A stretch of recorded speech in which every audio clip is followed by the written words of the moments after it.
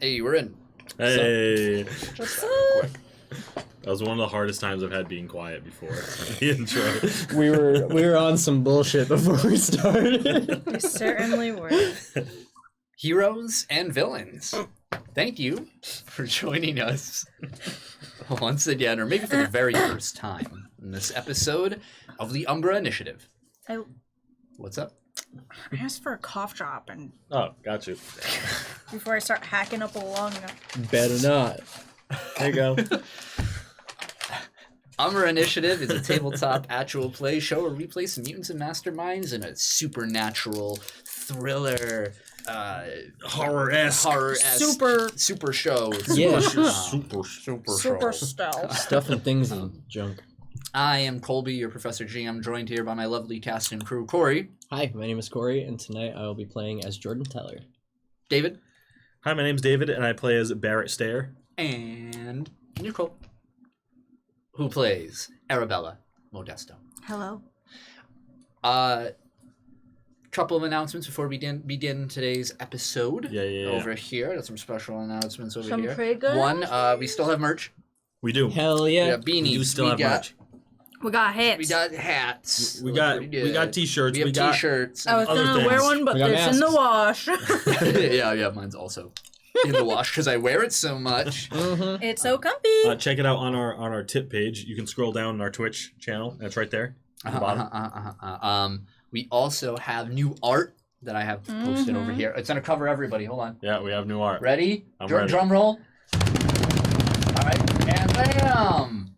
We got Bowie. Everyone's Favorite favorite ferret. little creature. Official Favorite little art. creature. Look at him. Look at that cutie. It'll be posted on Twitter and whatnot, and the Discord and everything in due time. But we got Yeah. official art for the ferret boy. Look at that Oh, boy. He's so. yes. I love Adorable him. I love he him. is. We should put his little noggin in the face rotation. we should. We Yeah. should put him in a corner, like We change could even it. give him Yeah. little stats. Aw. Even though he's not Great. a player. So yep. Hold on. Let me get rid of him. There we go. Love it. He's dead now. That was fun while it lasted. Yeah, it was. So we got that, and then all right, yeah. Should we just say a big announcement right now? Do it. It's up. It's live. It is We live. Wait, have- are we gonna do a drum roll for that? No. Do we one drum? Thank you. That was multiple, David. Yeah, you're right. We have an official Umbra Initiative Patreon. Yes. Hell yeah. We made a Oh Patreon. my god. We have it finally. You can find a link in the description here, and I'm going to put the link in all of our, it's in our link tree and stuff, but I'll put it in the videos as well, descriptions. There are tiers. You can support it. Oh, Different yeah. cash values. We've got, it's a whole official big Patreon. We got everything on there. You can go check it out now at patreon.com/the Umbra Initiative. Can we give- Patreon.com/the Umbra Initiative. What? we can give them some incentive by telling them what we do after each session. Absolutely. Yeah. So, give me a second. Go tier by tier. I should have had it up. Yeah, tier over by here. tier. So, for $5, you can join the Bygone tier. Uh-huh. And with it, you get digital downloads of the audios for every episode. So maybe you're like, oh man, I'm going on a plane. I don't got data, or I'm leaving my house. I don't got Wi-Fi. I'm going on a road trip, whatever. We got you. Yeah. Just download it. Yeah. You can download every Umbra Initiative episode right now. That's the $5 Bygone tier. We also got the $10 Kin tier. Hell yeah. This is the big one. We had this one. You get our special post show at the end of every episode, starting from the second episode onward. Though we do cover the first. Yes. We've been doing a special post show. It's about 15 to 20 minutes of us talking. Just kind of off the cuff, like Break it what we down, thought what about the happened. episode, Yeah, kind of things like that. Immediately after the episode ends, we record these, so it's our freshest thoughts on what's happening and behind the scenes stuff over there. Yeah. They're really cool. Yeah. You get a lot of like our insight and our thought processes behind the decisions we make while we're playing and where inspirations and things come from. Yeah, it's and, a lot Add of some fun. character. Yeah. and things that we couldn't say in character to each Yeah. other about things that were happening, and it's cool. Yeah. That's for $10. You That's our also get the $10. previous tier's reward for that. Yeah, of course. Yeah. This goes without saying for all of them. And then we have our Kith tier, $25. What do you get for that one? Well, obviously you get the digital download. You get the post-show episode. And then you get two other things. We give you a special shout-out at the end of every Umbra Initiative episode, so you can be a little part. And to be further a part of the Umbra Initiative, you get to name, and we can talk about making an NPC for you. That is featured inside Arcadian Haven. You want to put your NPC in here? Yeah, so we'll talk about it, and we'll see how that goes. So you can be a part of the Umbra Initiative even further. And then finally, we have our 4th tier, our Feed Bowie tier. Yeah. He's hungry and so are we. Yeah. That's like a $50 kind of like, hey, if you really want to show your support, I mean, you get everything, of course, over there, and we love you for having support over here. Yeah. And we'll give you a kith. If you have just like extra money to throw away, that's that one. That's like that one's that app on the iPhone that's like a golden nugget that costs $1 million. That's that one. Yeah. That one's if you really want to see us grow and get new lights, new cameras, new sound, and just, eventually, we'll be big enough to get a studio instead of this. That's the dream. It's true. That is the dream. Yeah, so that's all. That's what we have right there for the Patreon over there.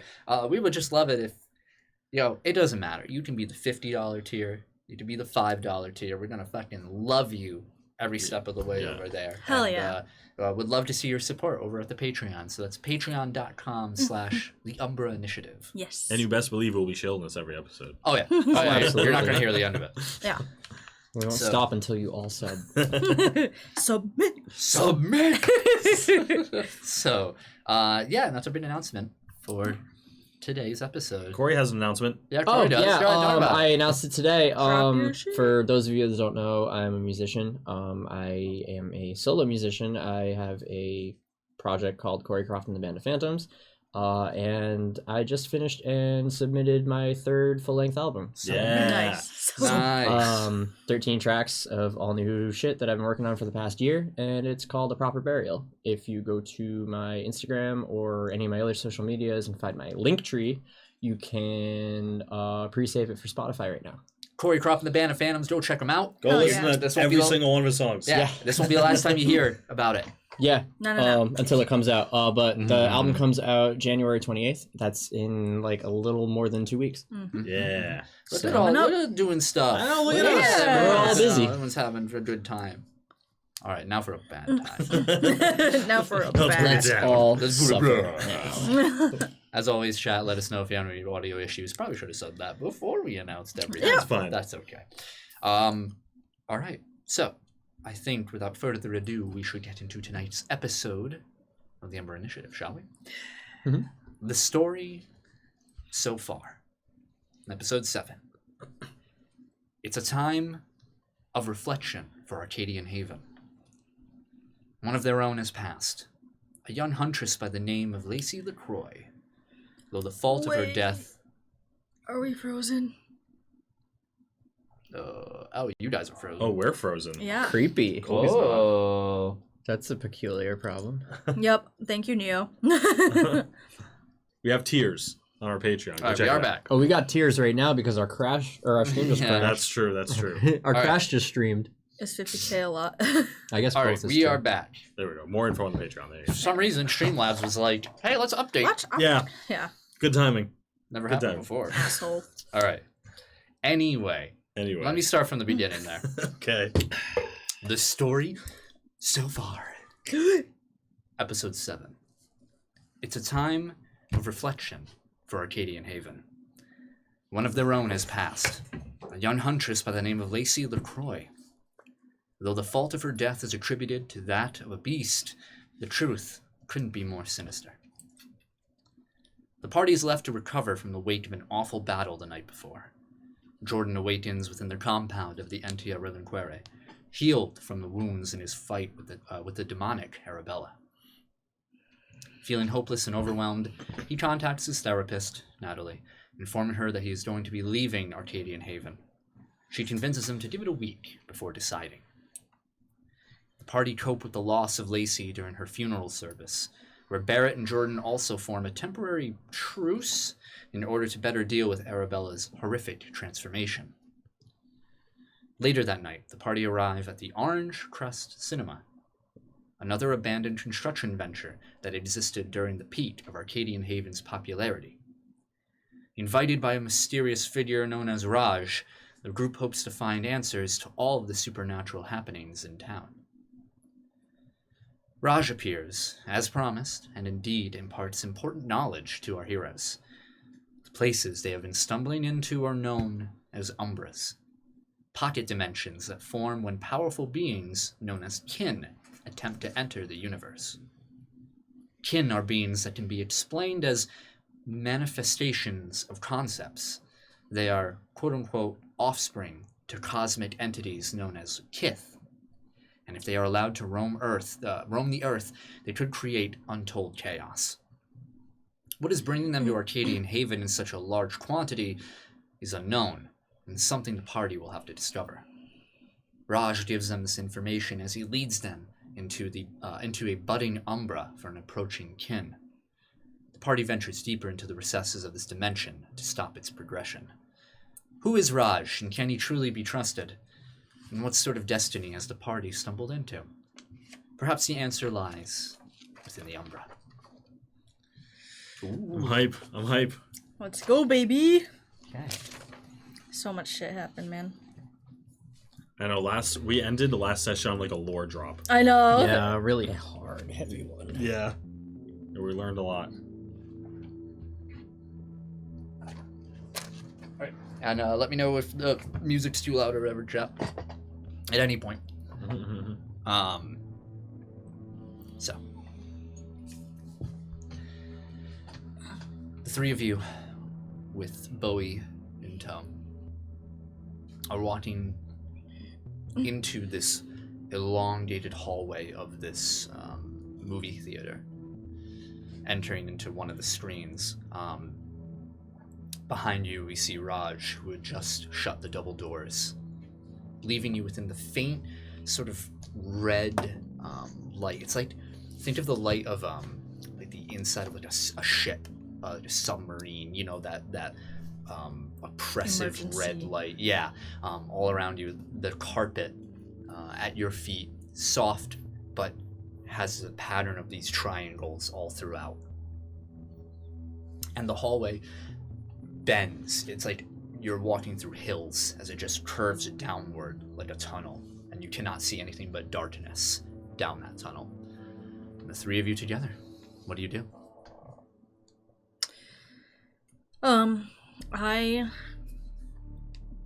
After Raj has told us, like, everything, all this stuff about the kith and the kin, the bygones, and Spawn,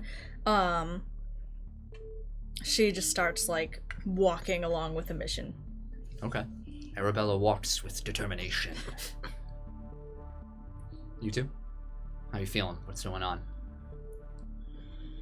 I know that every time something like this happens, something bad happens. Something that wants to kill us, or just doesn't act the way it should. And the only difference here right now, in Barrett's eyes, is Raj. So he's just gonna, like, I assume he's still, like, near us. No. He's not here He anymore. shut the doors. He Yeah. stayed Right, out. he's out, Yeah, he's he outside. sent us Yeah. in. For now, I'm gonna stay at the doors. Okay, so you just wait at the doors. Yeah, like looking in with my back to the doors, just kind of like against them. Sure. Jordan? Hesitantly, I'm gonna follow Arabella inside. Sure. Yeah, Bowie kind of lags behind the two of you as you guys move forward, kind of looking back at Barrett. And you see Bowie has that form of his, but far less pronounced. The sort of pyramid horn shape is not as large. That aura around him is very weak, but his fur is still a little sharp. It's a sort of incomplete version of that. And once he looks at you, he kind of just patters after the two of them. The two of you continue walking, and you realize you're going up an incline until it dips downward. And when you reach the sort of crest of this hill, down it's such a steep drop. Not a 90-degree angle, but definitely like a slide almost on this carpet. Jeez. It's a drop. And how far away are they? Maybe about from 30 you? feet. Okay.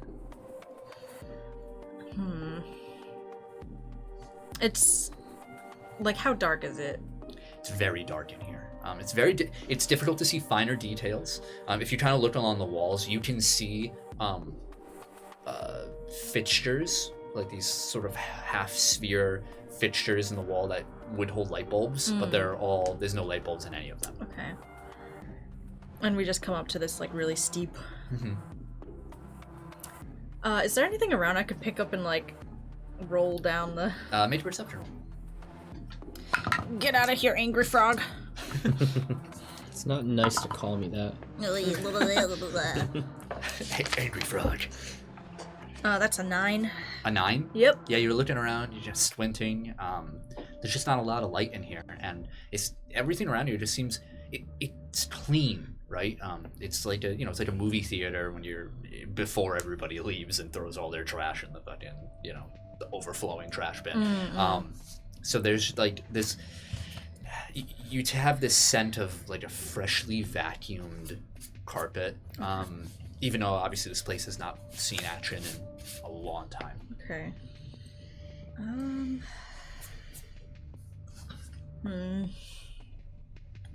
Is there any other way to go besides that steep incline? Not that you see. Okay.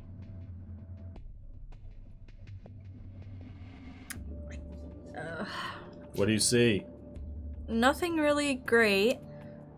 I can't see below where we are, and it looks like a pretty steep hill. Or a fall, I guess. You can't see the bottom? Not really, it's too dark. I'm just gonna... Probably won't work. I just wiggle the doorknob behind me, like the main door. Yeah, it's like a push handle. Oh, okay. It's push, yeah. Yeah, nothing. Actually, make it a strength roll. 6. Yeah, nothing. Well, you going or not? If it's our only choice. No, we can't go back. Alright. Dun dun dun dun. So Arabella, you jump down. Yep. Jordan, jumping after or waiting? Oh, thanks for the bits, Tails. Bits. Thank you, Tails. Not going to jump, thanks. but I'm going to hover with my power. Smart. Yeah, you see this cosmic energy around you, and you're just like Magneto your way down. Pretty much, exactly. Barrett, what are you doing? You're waiting. So I just see them go down. Yeah, you see Arabella, and then Jordan just. I guess I'll walk up to like the hill. Yep. And look down. Yeah, make a perception roll. My perception, that's a 19. Oh, nice. 19? Mm-hmm. Yeah, you can faintly see that there's about a 20-foot drop. Mm-hmm. Arabella, roll agility. Yes. Jordan, you're gonna be fine, of course. Triangles. Arabella just lands on her neck. Make a new character. Well, I can fly. Toughness DC 50. Agility? Yeah. 12. 12? You're okay. Okay. You're able to kind of just like you kind of grind your back against the carpet. You're like, oh, how did you kind of burns your hand? Like, oh, yeah. You kind of just hear these pain yelps but you hit the bottom. Fine. Jordan, you just hover right into place. And the three of you can see in front of you is another set of double doors and a podium. And at the podium itself, you see it looks to be where somebody would take your tickets over there. And there are 3 blank pieces of paper just resting. Clean white tickets, like blanked though.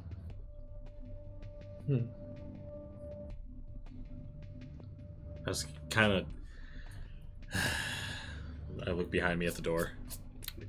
Yeah, nothing. And I'll go down. Yep. How are you getting down? I guess I'll just try and slide down. Make an agility roll. 17. Yeah, you're fine. You looking like a badass. You just Yeah. fix your coat. Bowie's up top, like. And it's fine. Of course he is. Yeah, yeah. it just lands on Jordan's head. Get off of me, you little shit. Crawls on your shoulder, Jordan. You have Bowie at the moment. Okay. All right. What does it look like when we get down here? Huh? Can we see anything when we're down at the bottom?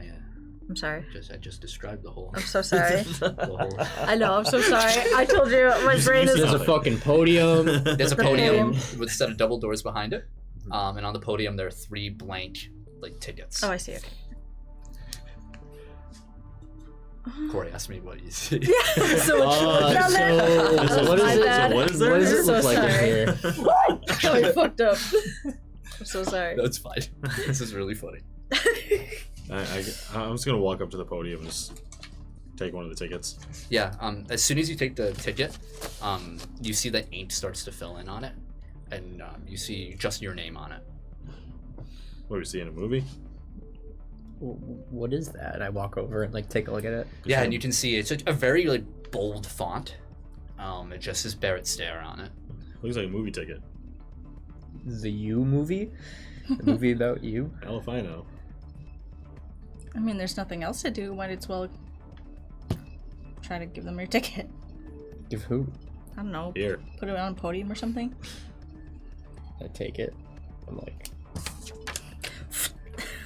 Is Is there that- a light in the ceiling? No, you don't know where the light's coming from. Mm. There's just this red, oppressive light around you. I try to hold the. Did you take his or? Did I you took take his. Yeah, you I hold it up to see if I can see through it or see watermarks or anything. make a perception roll or investigate, your choice. Whatever you prefer. We'll investigate that shit. All right. 15. Yeah, you feel like you're doing a thorough job looking through it, kind of back and forth or anything. Nothing unusual, nothing. Well, it's strange, obviously, but you don't sense anything out of it. Weird. I walk over to the podium and I grab a second one. Yeah, as soon as you grab the second one, ink fills in and it says Jordan Teller. Oh, creepy. I hand Barrett his back. Yeah. That's weird. I go up to the other podium. I'm Oh, at the podium itself? yeah. Yeah, you look, you can see behind the podium, there's a little slot where somebody would rip and actually throw the ticket inside. And there's still one ticket, obviously, on the podium, one blank one. Okay, I picked that one up. Yep, and sure enough, your name appears. How do these tickets know our names? I don't know. You think it's our entry, an ID? I guess so. Maybe.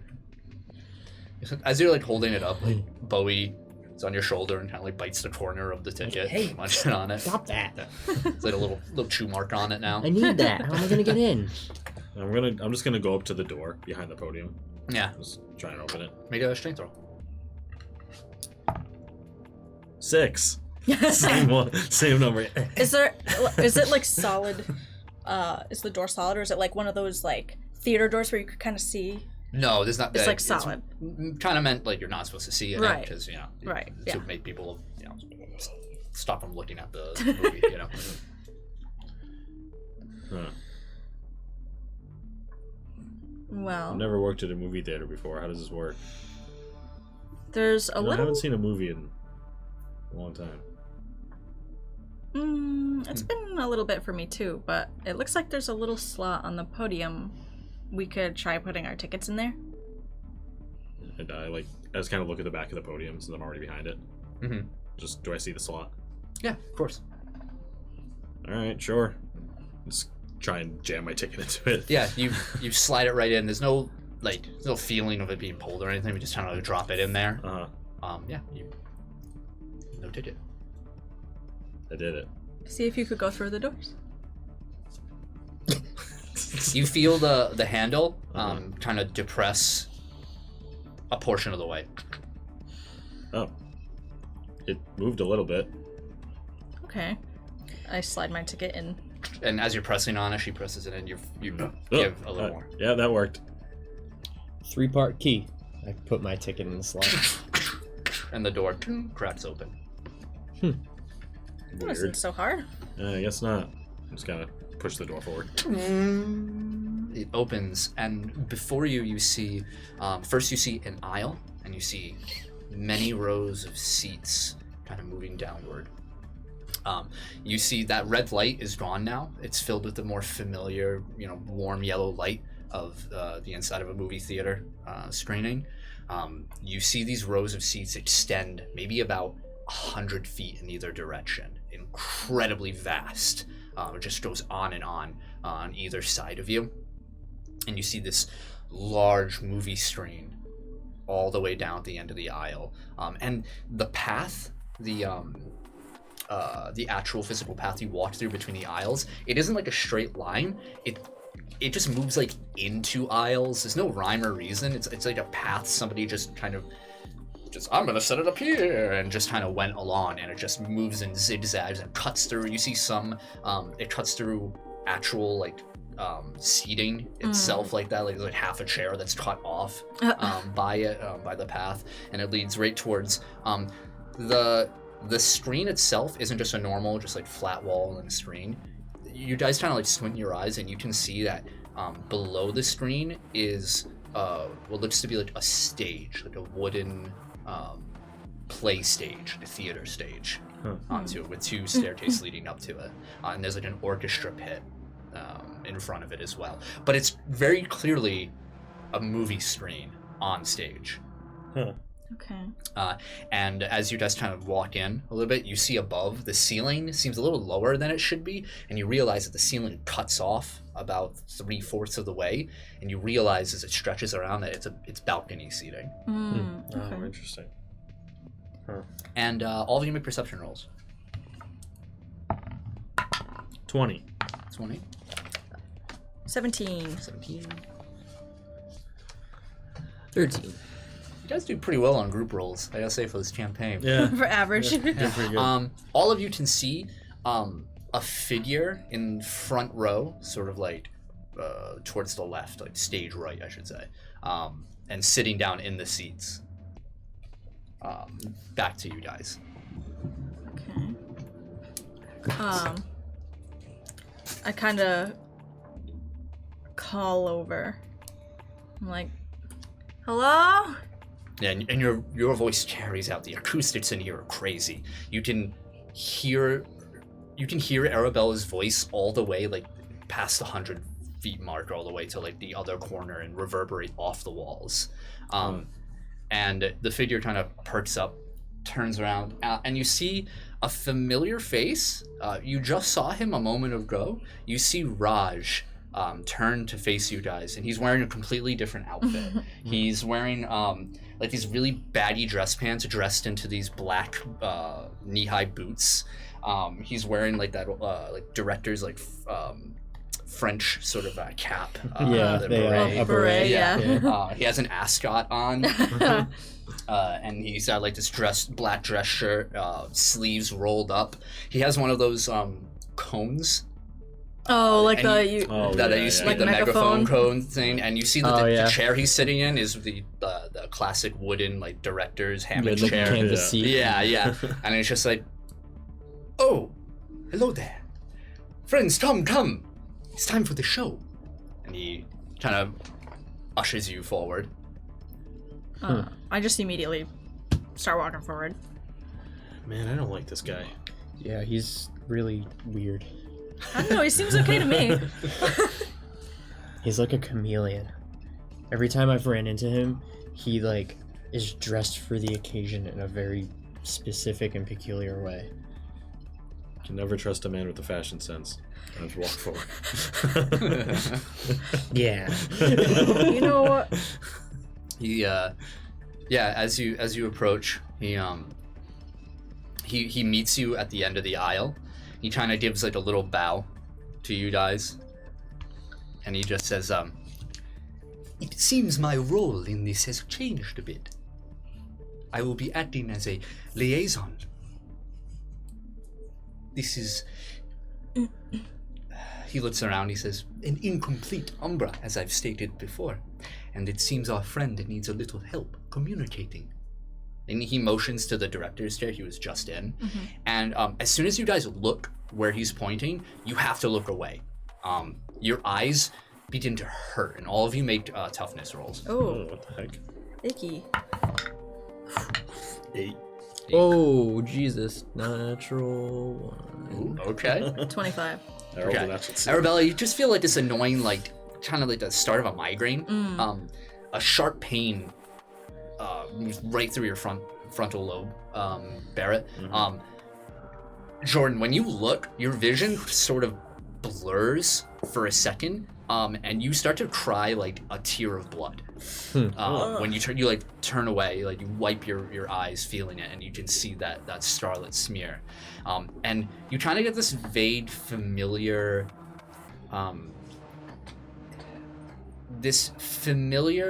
feeling. You kind of, I believe it was you that saw that in the Peter Bastian's Umbra, the figure. Was it Arabella or was it you?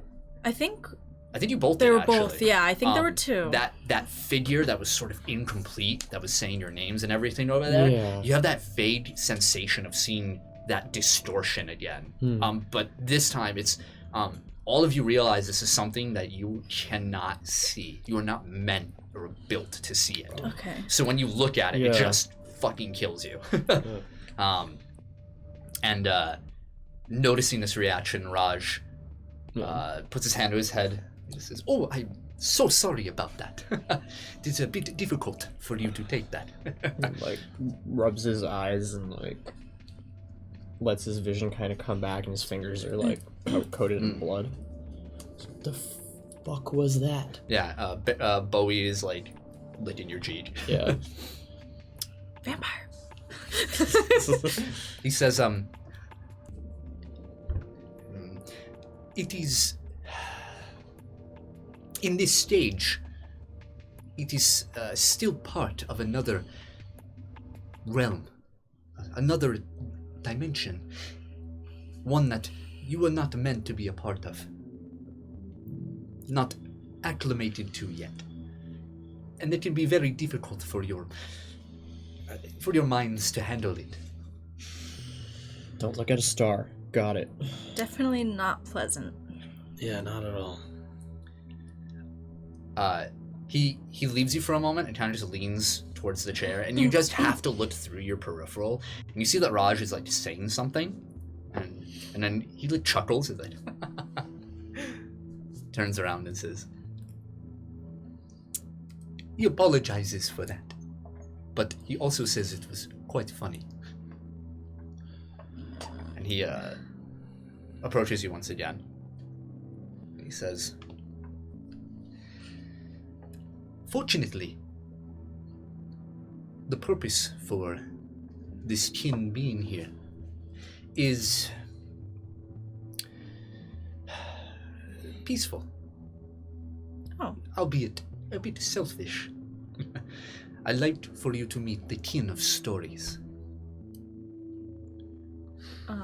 Okay. Sure didn't feel peaceful. You're telling me. Yes, unfortunately, being in the presence of such beings will undoubtedly have an effect on you, but over time, you may grow used to it. I'm not quite sure yet. Everything is a bit new here. Well, if I go blind, then I won't have to worry about it anymore, huh?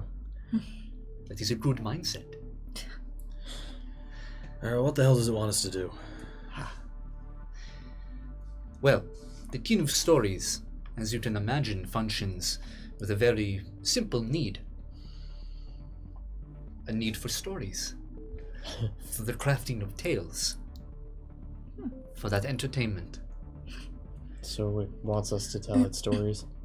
Absolutely. There is your stage, and he motions up to the bizarre stage in front of you. He says, all of you must tell a story. Like rubbing One- my eyes still.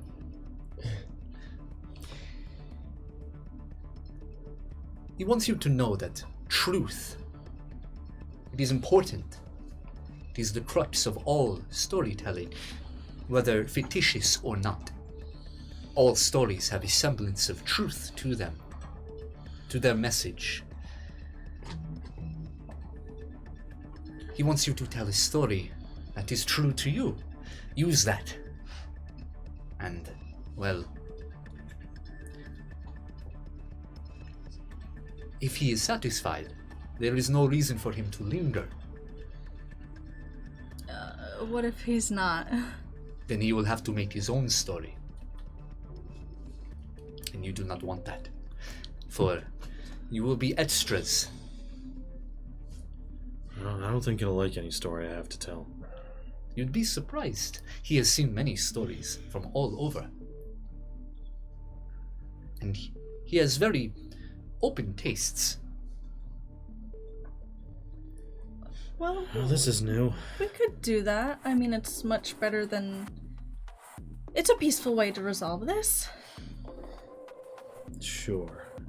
Yeah, it's the worst that could happen, picking old scabs for ethereal beings' entertainment. Well, who's first? That is up for you to decide. Yes? Anybody He goes and he sits in the chair. And he has the totally needless megaphone thing. Mm-hmm. This is, be sure to take your places on stage. Rocks, paper, scissors. Anybody have anything that immediately comes to mind? I'm like still rubbing my eyes. 'Cause I got something if you guys don't. I have things to tell, but like I said, none of them are really good.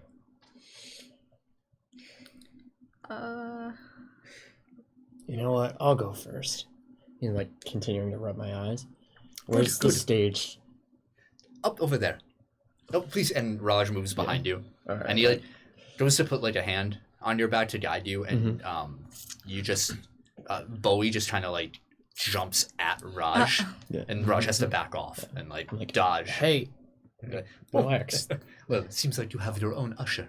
I guess so. Bowie like jumps to your feet. Yeah. And starts like guiding you to the stairs. I got a quick, short, weird story that my current situation actually reminds me of. I went blind in Zero Gravity. Ooh. As soon as you start your story, you like walking up on stage, you all feel a shift.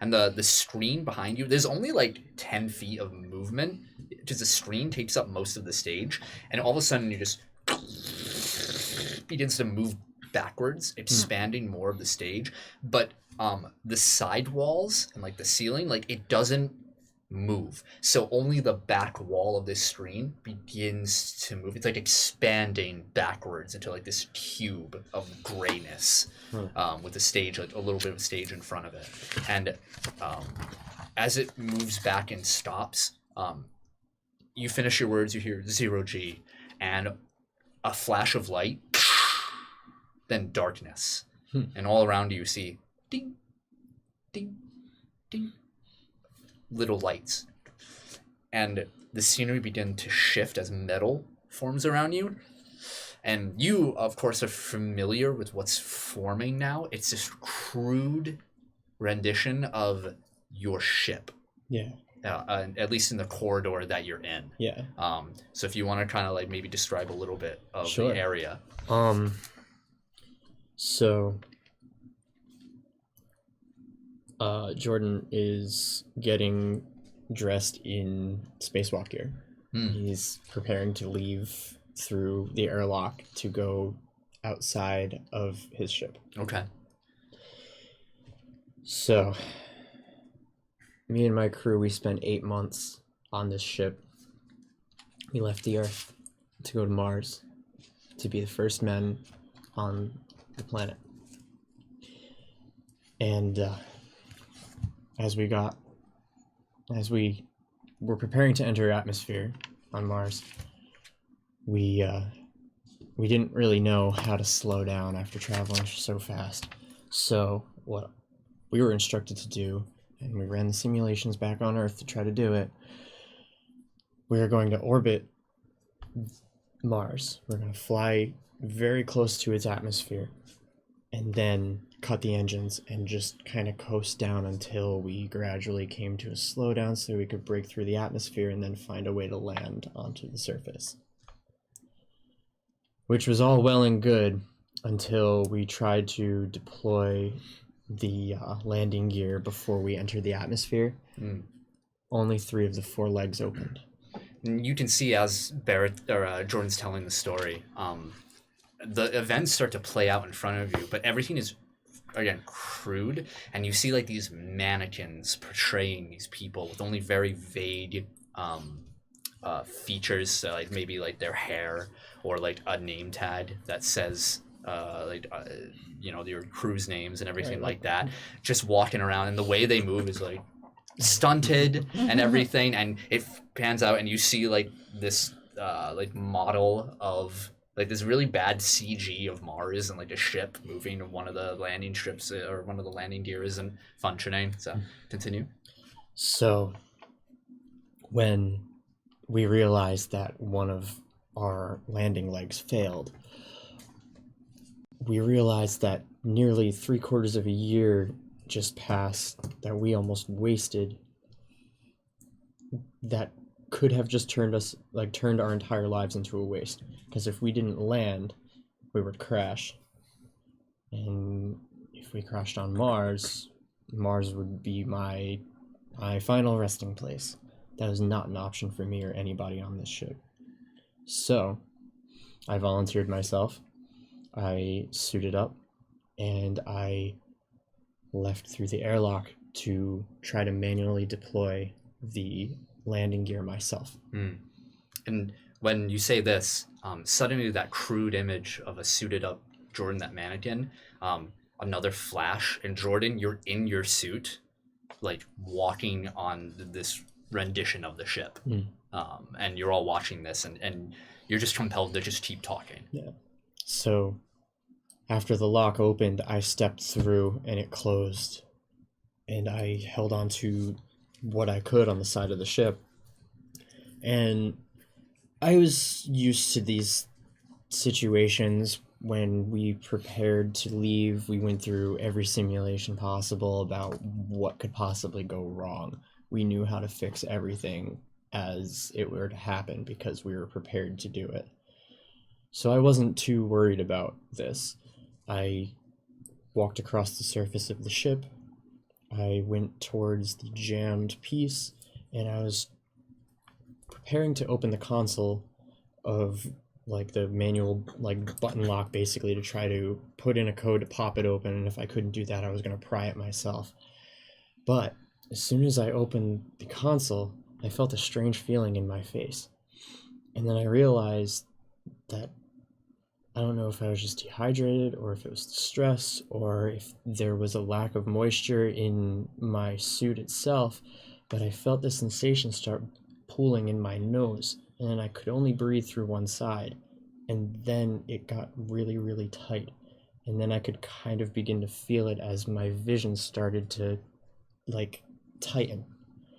And what I realized was that I was having a nosebleed in zero gravity. Liquids act differently in zero gravity.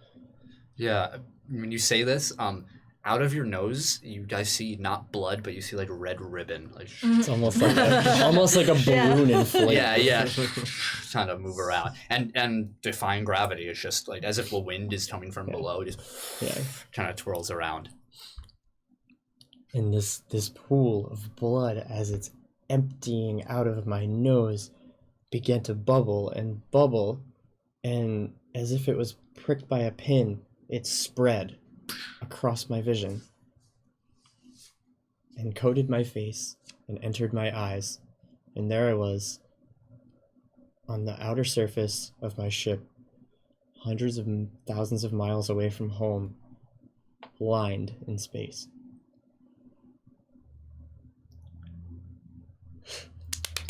You see Raj kind of stand up like, oh, and what happened next? Well, like I said, we went through plenty of simulations and I knew what to do, but I just had to rely on my other 4 senses to get the job done. He turns to the seat and he just,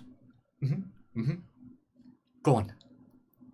So I did what I needed to do, and through the instruction of my peers through their headsets, I could hear them in my ear, and they told me what to do, and they watched through cameras on the surface of the ship and guided my hands, and I was able to pry open that fourth landing leg, and then they reeled me back in, and we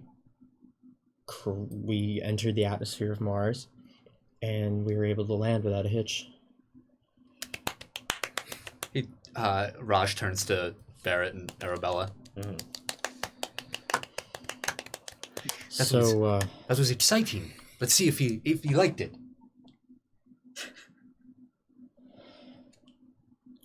I continue to wipe blood out of my eyes, Yeah, there's ribbons all verdict? over. Now Yeah. the stage hasn't reset.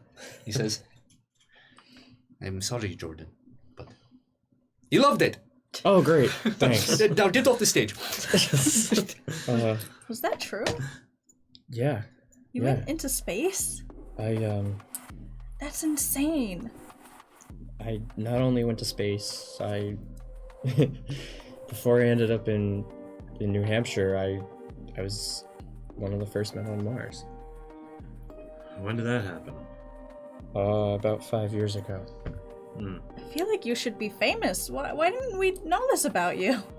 Because I chose to keep it to myself, because while I was away, the invasion happened, and my family lived in New York at the time.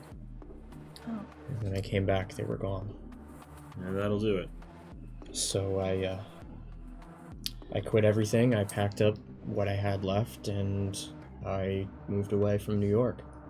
And I've been doing random bits of business here and there just to get by.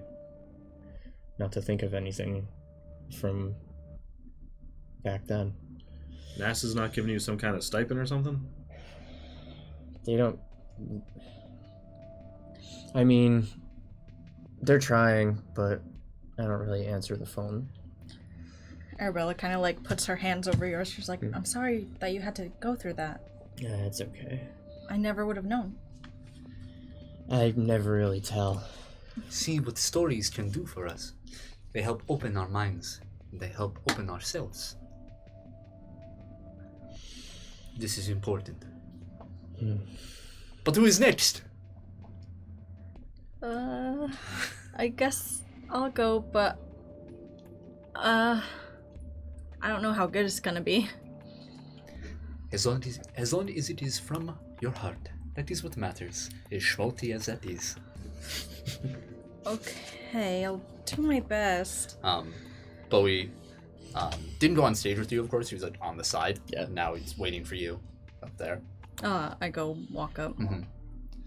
All right.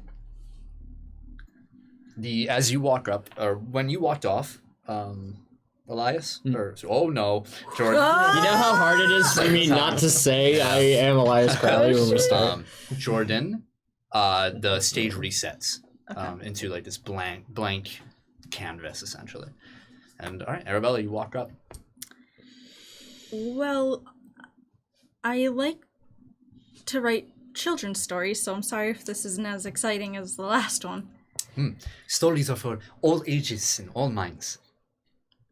Okay. Well, let's start with there once was a little brown mouse. You see this crude, like, it's like almost like a puppet show, but it's like on a stick, like this, like this paper, like behind you, and it's like giant. And she was a great and brave, adventurous mouse. She liked to go wherever her mind would let her, and any crawl space she could find, she would immediately investigate. And even though she didn't know where she came from, or even though she didn't really have any family, she really thrived in her life. She became good at climbing fences and dashing away from feral cats and going through rose bushes and bushes of prickly thorns. And every day was new and exciting. And one day, she found a tin can underneath a rose bush. And it was peaceful and beautiful, and it was the safest place she could ever think to rest. And so, she decided, this is where I'll stay for a little bit. So she did. She stayed in the rose bushes in a tin can, and it was beautiful for a while. Until one day, there was a storm, and she wasn't prepared. She was asleep when it happened, and she found herself woken up by the wind picking up the can in almost a tornado, and she was spun and twirled around in the can, getting pushed in and out and side to side, and every time the wind hit another way, she could feel herself getting weaker and weaker. I think as you're saying this, the wind that you're speaking of is extending from the stage, and we just see this, the two of you, Jordan and Barrett, can feel your clothes like ripple outward, and you can feel bits of rain kind of dripping onto you, and you see on stage this sort of, color book style event playing, but in like 3 dimensions. Continue. And the storm was so bad that it knocked her can out miles away from where she was. She no longer had a home, she no longer had somewhere safe, and she no longer had the strength to keep adventuring. She closed her eyes and thought about every day that she had before, all the adventures and all the mysteries that she discovered, and realized she had nobody to tell it to. She had no family or friends to comfort her when she was in pain. And so weeks went by, and she scrounged up what she could, but she no longer had the beautiful rose bushes or the homes with crumbs that she could munch on or food that she could easily get. And she became weaker and weaker.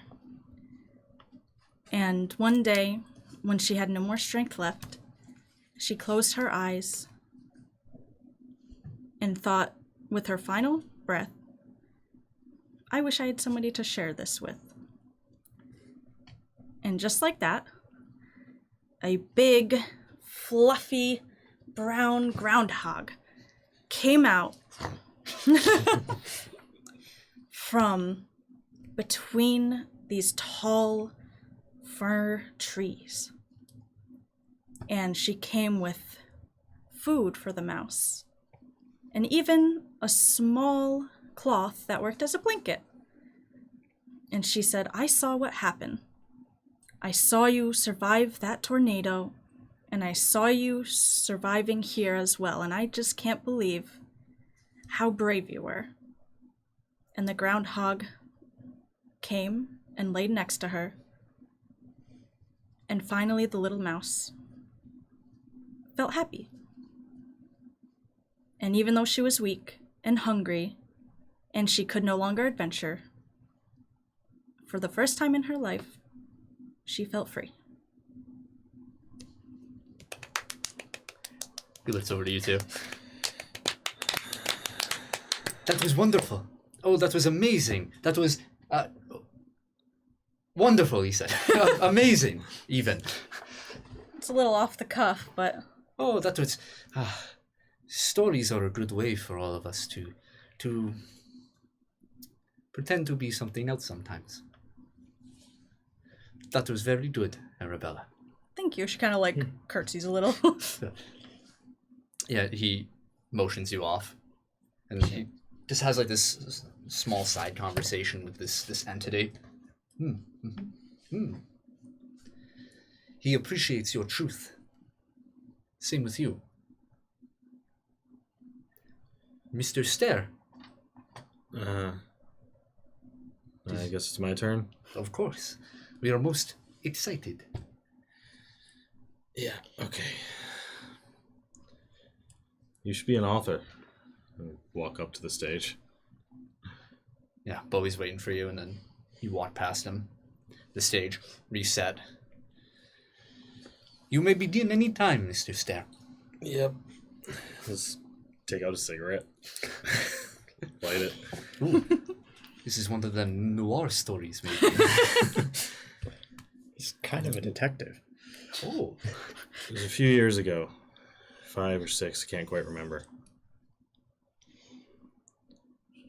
Was deployed as a Marine for the U.S. Army. Northern Russia. It was cold, snowy. We were holding a base in the middle of this godforsaken tundra. We got news that the enemy had some experimental new drug they got imported. Didn't really know anything about it, knew it could be dangerous. That's about it. I was told to go camp out and watch this camp where it was supposedly imported to. And we see now the two of you, just as you felt the weather from before that storm, you suddenly wish you brought a much thicker jacket. And snow just completely covers the stage, and the elevation changes as Barrett, you find yourself on this large hill and where you are, and we can see these. Everything looks grainy. Like there's a filter, like that old World War II grain filter, like for those movies kind of thing, where all the colors are dulled. We see that. So please continue. I was looking down onto a road. Saw maybe 1 or 2 cars coming in and out of that base over the past couple hours. Didn't really know exactly what I was looking for until something happened. One of the makeshift shelters they had there, basically a tent, I was watching it through my scope when the whole thing got torn apart. Blast of fire and explosion. Thought maybe car engine, some machinery. Turns out that explosion came from a human being. When I looked closer, it was one of ours, prisoner of war. Injected that damn drug into him. It's hideous what I saw. It's the bone and muscle of this person expanding, bulging out, exploding. Seemed to give him some kind of power. When I looked at his face through my scope, he was crying. Screaming, but I couldn't hear it. Before I could do too much more damage, I put a bullet right between his eyes. I knew he was one of ours, but before we could do too much damage, I had to take him out. Reported back. Wasn't exactly hailed as a hero. Sometimes to protect what you care about, you have to hurt people. Don't really know what more I can say. Yeah, I think there's like this almost awkward stillness at the end.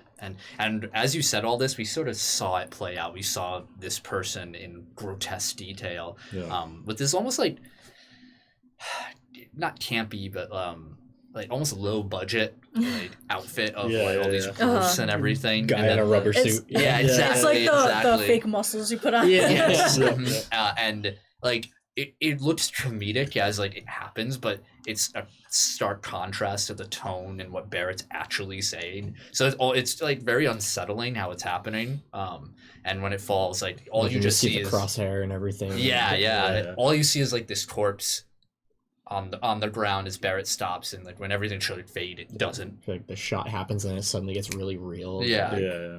Awkward.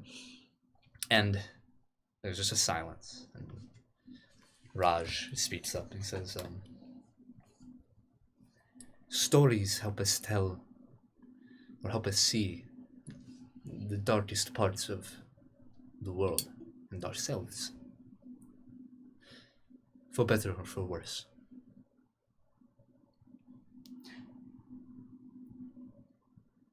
He appreciates your truth. Yeah, I sure hope so. Let's walk off the stage. Hey, we might have been in Russia at the same time. Why were we there? There's a training base for. It has a giant replica of the International Space Station submerged in a pool down there. It's the closest way on Earth you can train for zero gravity. Oh, I mean, it's possible then. I wasn't near any space facilities, but either way, we may have been in Russia around the same time. yeah, Odd as that is. about 5 years ago. Yeah, It is a small world, it seems. I guess so. You three have done well. The King of Stories is pleased with what you have told. There is truth to many of them.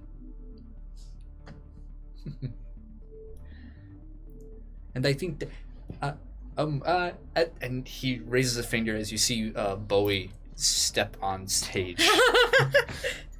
And the stage flashes for a Yes. moment. Yes. And everything just turns black, and all the lights in the entire theater just go out. And you just see a ferret. Just with this light glow. You just see Bowie sitting there. Once upon a time. And then behind him, the light, almost like a spotlight, begins to move, and you just see something. You see what looks to be two legs of this strange black, like obsidian metal. And as it moves backward, you see that it's a desk. Very ornate carvings. It's almost like it's made like a wooden writing desk, but made of this black metal. And it just moves back, and you see what looks to be all of you make toughness rolls.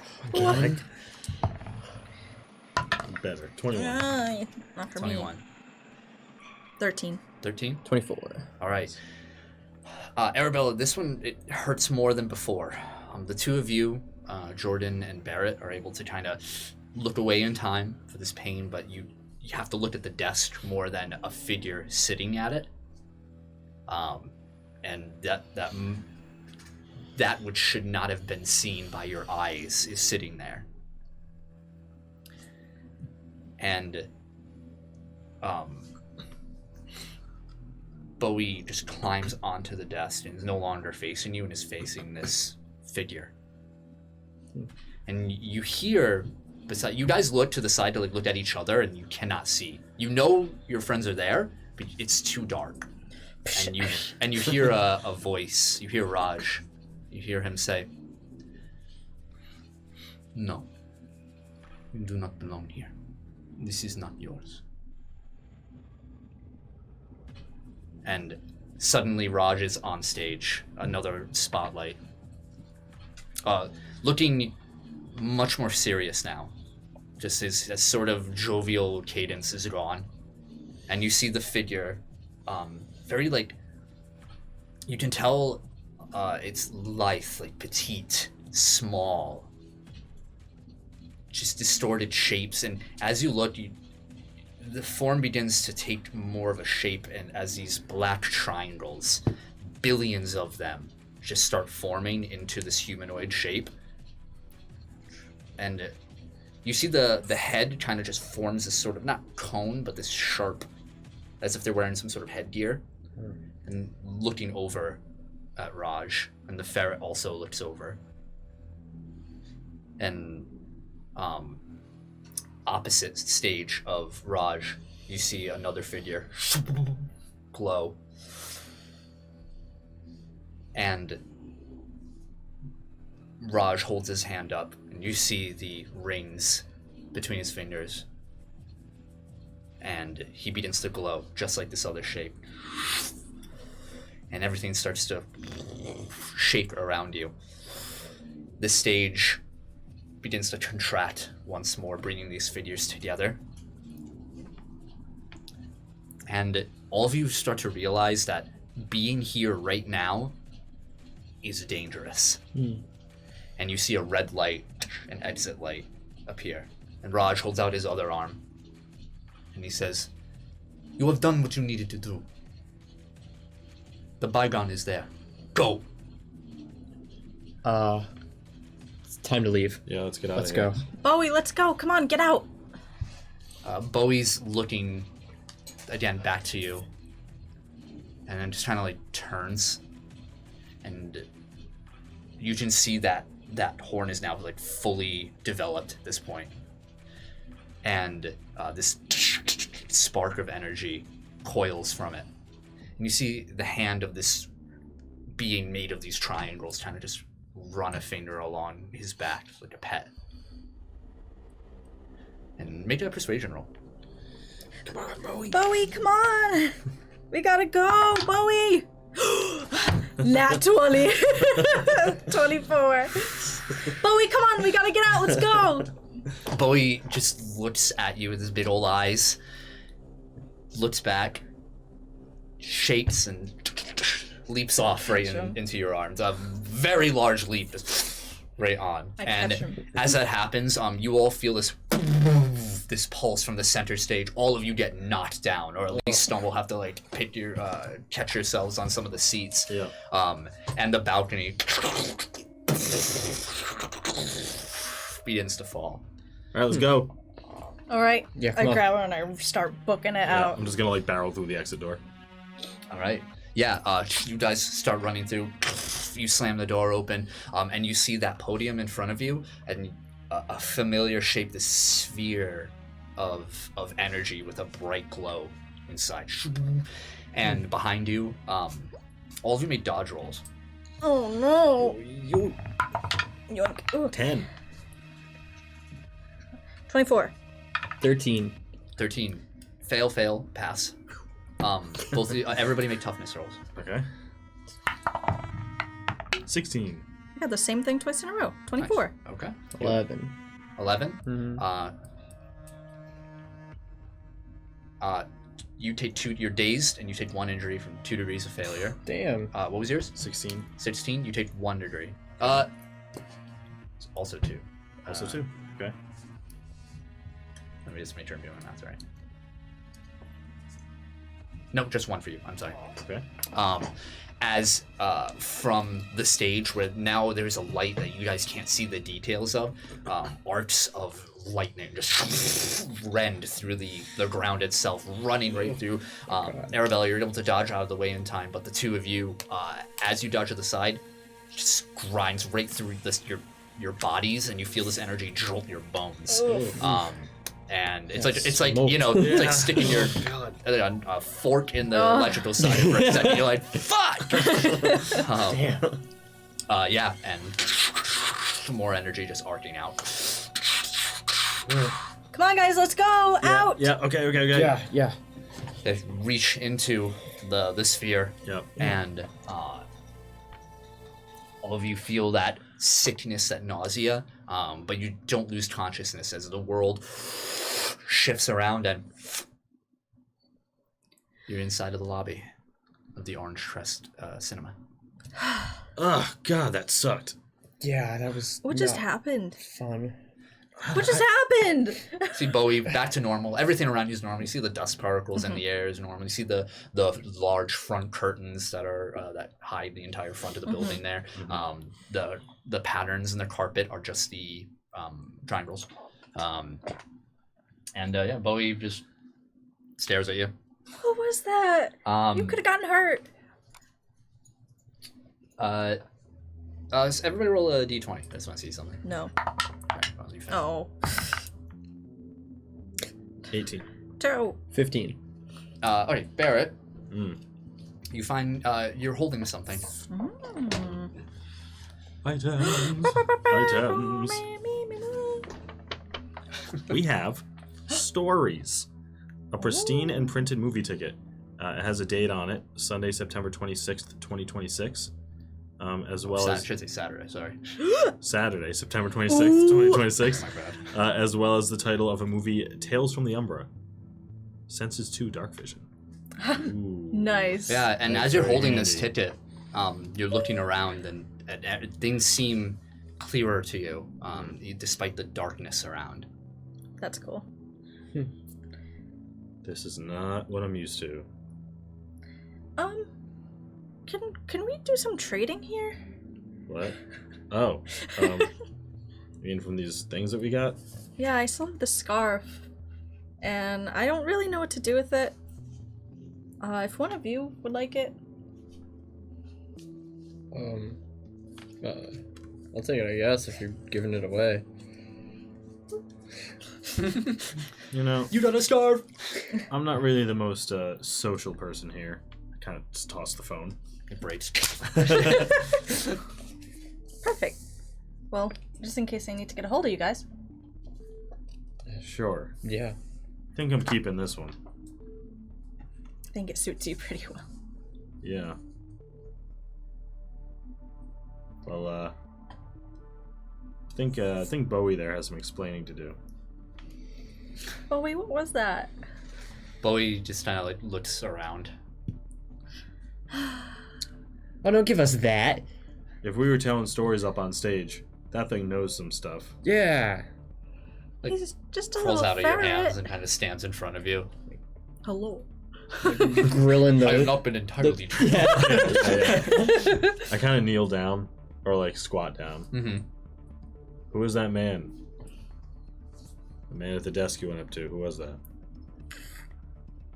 They just like run off, not out of sight, but like towards like the ticket booths, like the desk over there. Mm-hmm. Kind of stops, looks at you, and then just like pees, and then runs back. Oh, he's just a ferret. I don't think he knows any better. He might not know any better, but whatever's in that head of his is important. I think he tried to tell us something and got stopped. I don't know. Maybe we could train you like one of the dogs, you know, with the buttons. I do, you know. Do you think that would What? work? We could teach him to press buttons. Yeah, you know how like dogs, you could teach them like how to talk with the buttons. No. Oh. Okay. Never mind. Well, I'm gonna get out of here. You guys can hang out if you want. I'm all set here. I don't want to look at bright lights anymore. I do have a small favor to ask one of you. I like kind of like Yeah. glance at my bike and like glance back. Put your bike in the truck. I'll take you home. Thank you so much. Like, All of you make perception rolls as you guys are walking out of the movie theater. 24. 24. 10. Damn. I got 16. Arabella, you're a little distracted, trying to secure a ride home. Yeah. Jordan and Barrett, you can see it's very faint. You can see red and blue lights in the distance, sort of Oh, fuck. approaching. Those are cops? Yeah. Cops. Why are the cops coming here? Because we just broke into an abandoned building. But we didn't, did we? I mean, it's still. Is it still locked from like. I mean, The With the chains are like chains? on the ground, having been unlocked. The door's wide open. Ooh. You see this fresh smell of ferret pee. Alright, well, that's my cue. Have fun. Ooh. What? I'm just gonna toss my gun up. Turn it into a motorcycle. What? Uh, Did you bring your car there? I parked back and then I was up. Oh my yeah. god. Yeah. because Flying he out of scoped garage. us out, Yeah. Yep, you watch as Yep. the gun transform into the Advent Children motorcycle. When could you do that? Like, you missed. All three of them, including Bowie, are looking We at just you. glare at you like, Stay around. no I'm thoughts, gonna head empty. take off towards where I parked my car. Shit. I'm trying to think if she was actually. I don't think she was around for that She part. was demon mode. Yeah. Yeah, you were The not. demon girl. You Yeah. were not there. Yeah. Alright. I'm outie. I shove my stuff in. I'm like, well, I'm sure if we just explain to them that. Here in the distance. Oh, I really don't want to get in trouble. Get in Let's the just truck. go. Get in the truck. I shouldn't even be out. If they stop us, follow my lead. Okay. I'm throwing you right under I'm the a bus. terrible liar. So, are you gonna try and avoid the cops, or are you gonna wait, or? I'm gonna go the normal direction. Sure, make a driving Go check. right past them. Driving, so you want me to do Sir, a I vehicle just wanted to check? Stop you from. I think we hit something. Tries to do a 3-point turn. Nice. I rolled a 19, and with vehicles, 7 adds a 26. You realize you gotta ditch Arabella to get at it. Yep, pretty much. You're able to essentially like drive out without a problem and sort of just navigate out before any fallout. So, I was fortunately, totally gonna throw her under the bus anyway. Not even joking. She tried to run away from the compound. I saved her, officer. I'm bringing her home. Yeah. Okay. So the two of you, are you doing anything for the rest of the night? It's pretty late. It's about like midnight now. I'm dropping her back off at the compound, and then I'm heading home. Yeah. Okay. No, I'll report in. You're gonna report in. Yeah. Oh, interesting. Yeah. So let's set that up. Mhm. So you return home. Yeah. Set up your laptop. Yep. Spacebar. Yep. Scan all the rigmarole. Yeah. And you see the individual that greets you this time is the clean cut the Asian doctor. Looks over to you, says, Mr. Stair, Yeah. you have something to report to us. I do. I've had another incident in town today. One of those weird reality shifts, whatever we're calling them. But with the addition of another figure, his name's Raj. Haven't seen him around before, just recently showed up. Seems to know a lot about these abnormalities. He has a lot of information. Doesn't seem average. But I'm not exactly sure what his deal is yet. Seems to want to keep close tabs on me, Arabella, and that Jordan fella I told you about. You were with them today. Yeah. What is the status of the subject? Seems calm for now. After the last outburst I reported, nothing really. Even in the face of this abnormality. Yeah. Her and Jordan seem to be calm. So, nothing, no real updates with them. Just thought you might want to know about this other subject. And the status of the abnormality. It's been dealt with. These things seem to be popping up more and more. I'm not sure if it'll spread.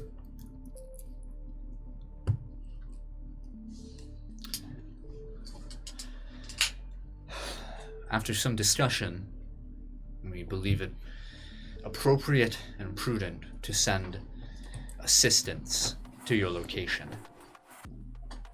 What kind of assistance? Another agent will be dispatched to your area. With the goal of dealing with these abnormalities? You will assist them, and they will assist you. And they have their own orders. Right. Also note, Mr. Stair, that this individual will be of a higher rank than you within the organization. Okay. So of course you will be assisting them a bit more. Yeah, understood. His name is Agent Sales. Might I ask what this Agent Sales specializes in?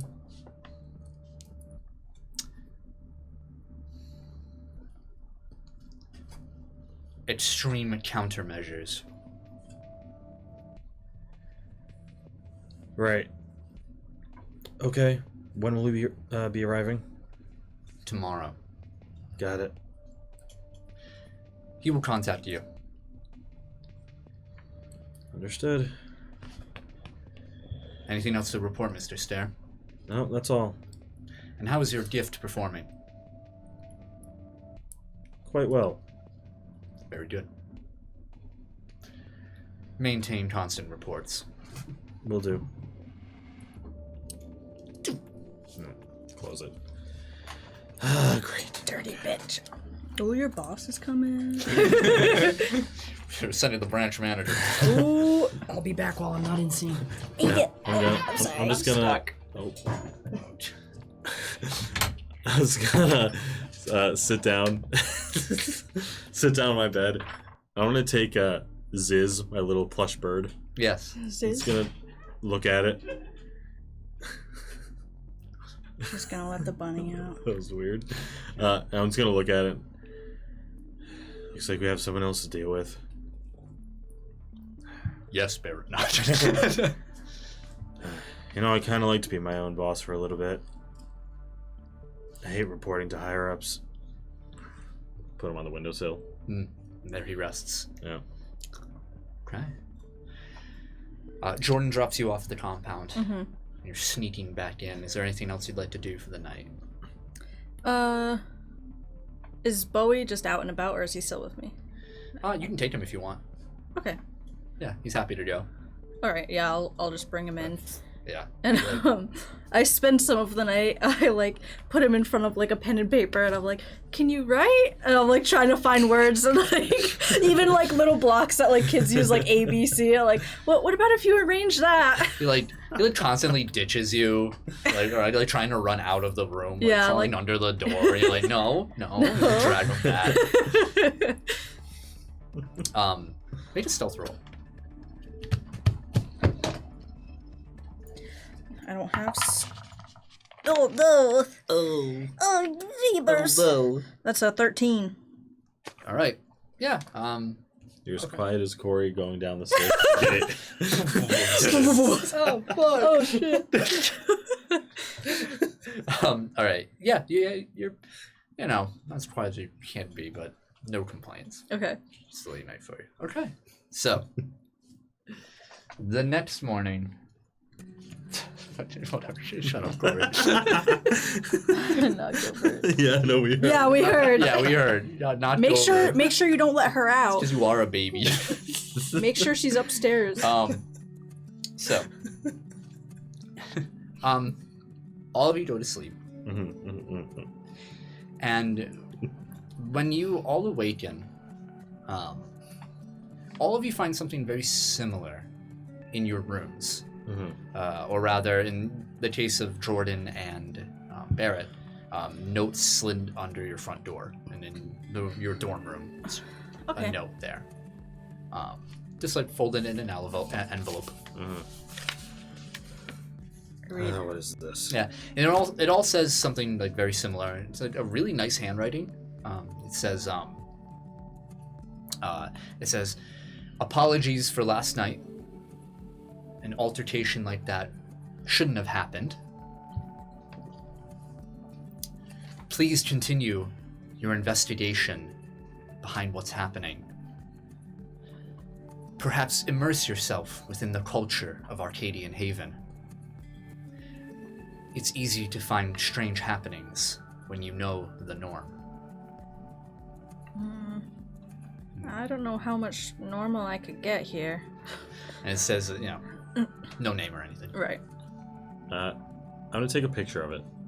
Okay. Yep. Just, focus it, snapshot. Then just kind of put it away on my desk. Okay. It is now Sunday, September 27th. I actually want to hide the note, like in my dresser. Make it a stealth roll, and then note it for me. Do you put in your notebook like hid with Hidden. roll of? Yeah. Okay. I'm doing stealth. Yeah. Me too, badly. 6, I think. Okay. It's like sticking out of your drawer. Hidden note. Oh god. rolled. Did you make sure the gate was up? Freaking bunny's in the other room. We're good. Yeah, but is the gate up? Yes. Okay. God. She can't go downstairs by herself Or unsupervised. what? She'll chew up our carpet and new couch. Did you? I don't know if you were listening, Corey. Yes, I was listening. You got the I got note the then. note. Okay. Yeah, I got the note. So Continue dating my therapist. Got it. did not say that. You shouldn't do that either. All right. Here at Umbra Initiative, we do not. The dating of Yeah, we do a lot of mental health do a care lot of fucked up professionals things on this show. of Kill whom you kids, are. killing young adults now. You're gonna get demonetized. Stop saying it.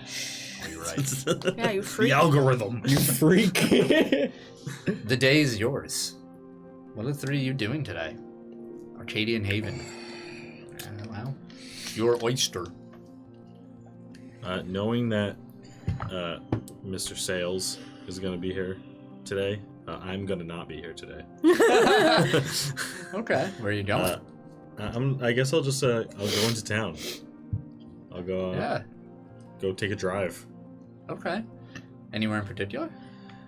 I'll go get some sandwiches and then I'll, Naturally. Oh, from Shaboy. yeah, from Shaboy. What's his name? It's not Oscar. It is Oscar. Look Oscar at me, I Mayer. remember. Look at you. Oscar Mayer, the wiener. Yeah. Kind of, I guess. He is a weenie. Weenie Hut Juniors.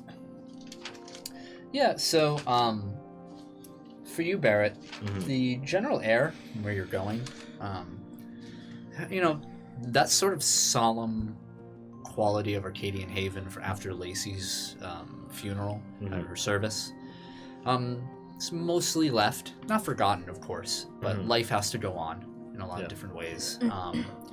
And it's not really the talk of the town at the moment. Yeah. It's at that point where people don't really want to talk about it in the moment. They kind of went through the brunt of it there, so you'll hear it mentioned every now and then, like in the diner itself, but it's in a hushed tone. A lot of it's speculative. Like you see like a couple of ladies trying to just like, you know, they say they killed the bear. And like, no, I heard that it has offspring and there's 3 more out there. Yeah. This is turning into Goldilocks. Yeah. Yeah, just small town rumors. Yeah, exactly. Yeah. Yeah, I think I'm gonna like park my car in one of like the main town plazas, and then I'm gonna like walk around, which I don't do. I've like never done, but I'm gonna like walk everywhere I go. Yeah, make a perception roll. That kid comes up and throws a dead raccoon at you. Natural 20. Nice. Yeah, you. Okay, so you start to you're walking around. He's fucking Billy McGuire all the way. He's like.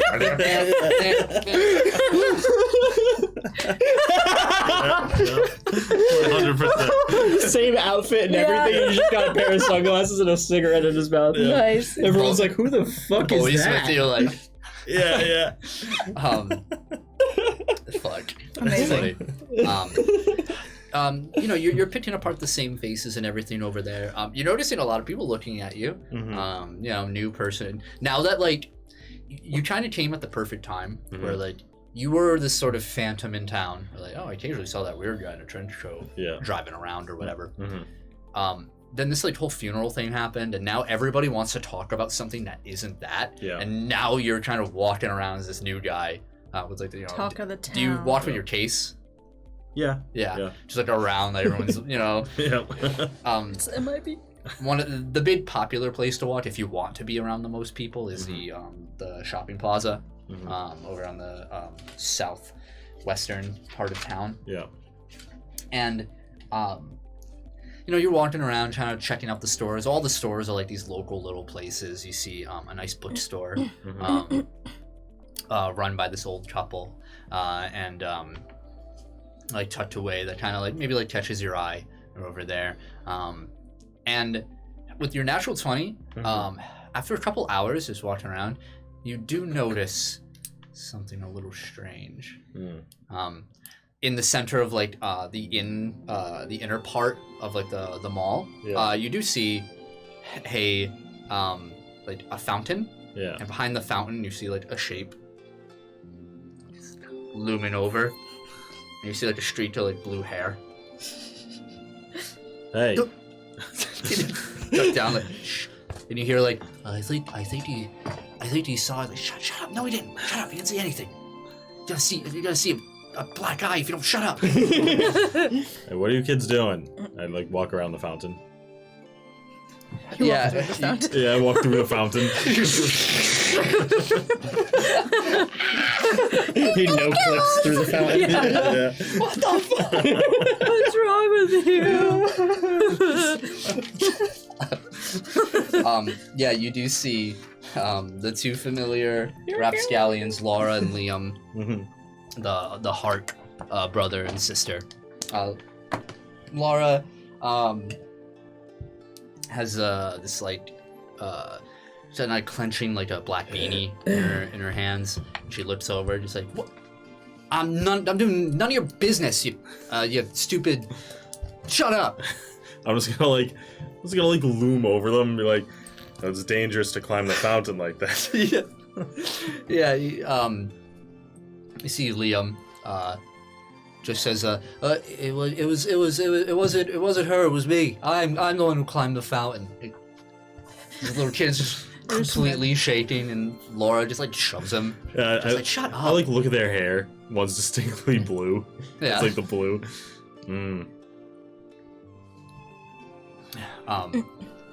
Yeah, and Liam, they definitely, they look related, of course. Yeah, They have that same like black hair. To describe Liam before, we haven't seen him too much. He wears like this, like the skeleton T-shirt, shows the skeleton. He wears like a windbreaker over it as well, and he also has like a beanie on, like a matching beanie, to his sister. It says and he's a Umbra little initiative pudgy. on it. Yeah. I was gonna say, I think I have this French. exact outfit you're describing. Yeah, and he's like larger than Laura. She's very like skinny, wire frame. Why are you kids watching me? Why are you so weird? Good point. Kind of squat down, like eye level with them. Yeah. I'm an adult. I can be weird. Why are you weird? Because I'm not the one walking around with a weird briefcase. What's in there? A body? You want to see? Laura looks around like, what? You want to see what's in it? Is this about to get dark? Liam leans over, like, it's a trap. Don't listen to him. It's a trap. Shut up. Let's kind of stand up and laugh. Reverse psychology. Yeah, maybe I do. Yeah. Didn't think I'd say yes. All right. Squat back down. Click the briefcase open. I open it up, and it's like metal parts. Yeah. They're all disassembled. Can't really tell what it is. Oh. And I close it. You happy? He's just a salesman. What do you... Liam, you hear like a big relief, like sigh from Liam. Yeah. And he like looks over. Laura looks over. She's just like, why do you walk around like you're some badass? Huh? What are you looking for? Who are you selling to? I haven't seen any other around. You're a bad salesman. You haven't sold anything to anyone. Look at my clothes. I'm like, thanks, I guess. Well, that wasn't a compliment, you idiot. Why are you kids following me around? I don't know you. Go back to your parents. Where are your parents? Laura kind of like bites her lip. Mom's working. You probably shouldn't be out then. I can be wherever I want. Is that what your mom told you? Kid's eye is twitching. Yeah. Who? Look, just stay safe, and I kind of like just pat her on the head. Just way too hard. Yeah. And then I turn around and I'm like, hey, someone come watch these kids, and I just keep walking.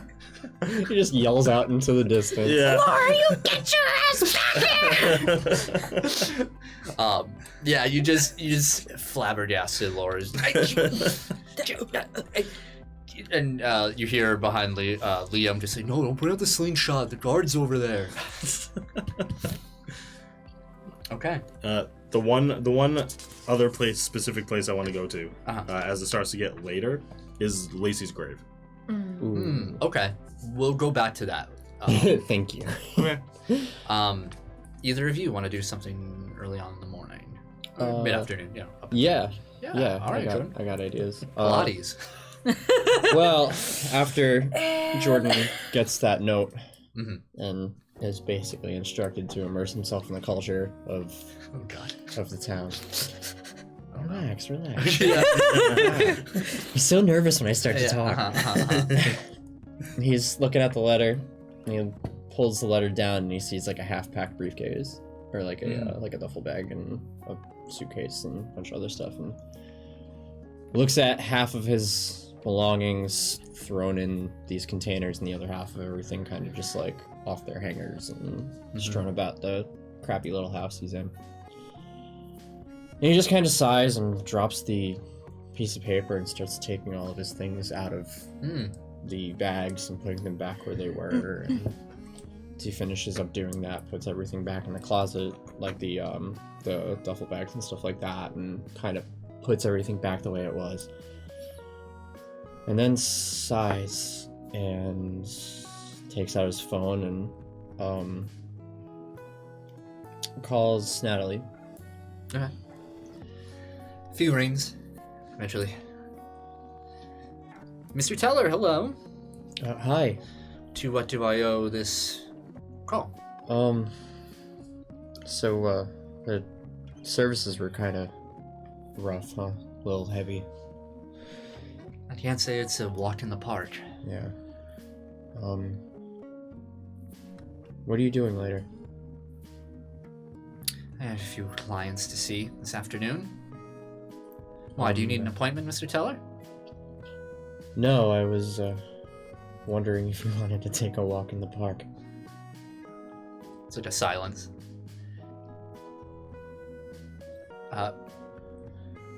Or lunch. Or, you know, Sure, I think a walk sounds can nice. be normal people for a day. I don't know about you, Mr. Teller, but I think I'm pretty normal. No, I can't say the same for you. I was gonna say it makes one of us. So. I don't think I'm gonna leave, but I am taking some time off work, so... I think that's pretty healthy, Mr. Teller. Yeah, it seemed like a normal people kind of thing to do. Well, it took less than a week, but I'm glad you decided to stay for now. Thanks, I guess. 3:30. We'll meet by the where the service was. I think that's a good place to start the walk. Okay. I'll see you then. Click. What the fuck am I doing? And I guess takes care of odds and ends and gets ready. Okay. Arabella. I'm gonna lay low today. Okay. It's going to be difficult because first thing in the morning, there's a knock on your door. I'm like a little sore for like riding like the whole week back and forth from town, so I'm like, It's very early too. Like earlier the, than the sun maybe isn't even up yet. Oh really? Yeah. Oh man, I'm so tired from last night. Oh, I'm so sore from yesterday. At Like- 5:30. I kind of like yawn and like open the door a little bit, Yeah, like still in my pajamas. Bowie's like runs into your closet, Oh yeah. and you see Mother Adele. Oh, good morning. Hi. Good morning, child. It's time for your prayers. Oh no. Oh shoot. Okay. Sorry. I just need a minute. Of course. Please try not to take too long. I'll hurry. I will meet you there.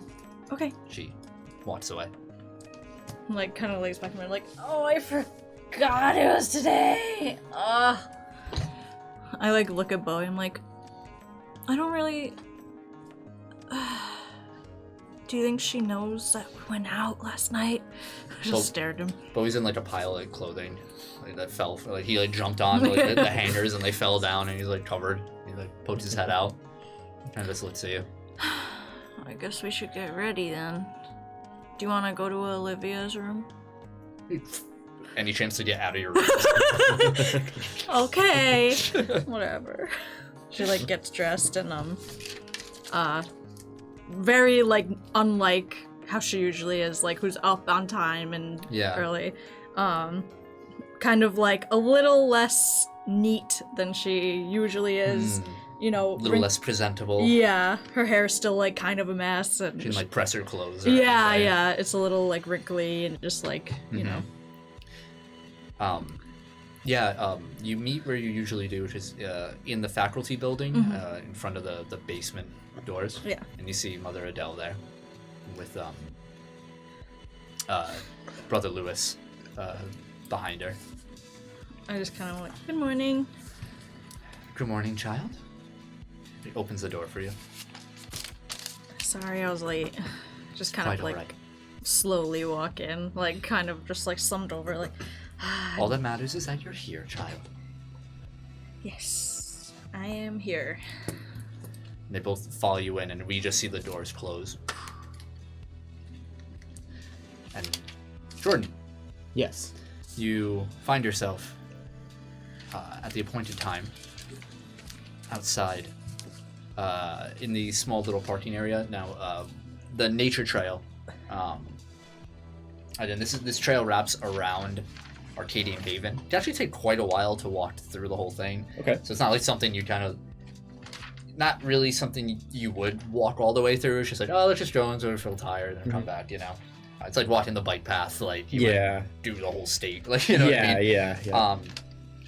But you have this wonderful view of the lake past, and you know, just yesterday there was a service here, and you can see along like the wooden fencing towards more of the steep cliff that leads down. You can see like little notes that have been like nailed to that little to the fence itself and stuff.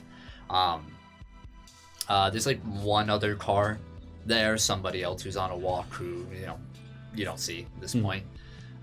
Did you pick Natalie would meet you there over there, so you see her vehicle there, and she's waiting for you. She's in like like runner shorts, has like a coat on, looks over to you, just says hello Mr. Taylor. Oh, hi. As Jordan's like getting out of his car, he pulls out a jacket and he puts it on, and it's got his NASA patches and things all over it. He's like, hey. Did you bring the jacket? No, I didn't. Yeah. Impressive. I'm gonna try to be more open now, a little more true to myself. It feels weird right now. I feel like I haven't been me in a long time. So I'm trying again. Well, let's hope you come to like you. Yeah, I guess so.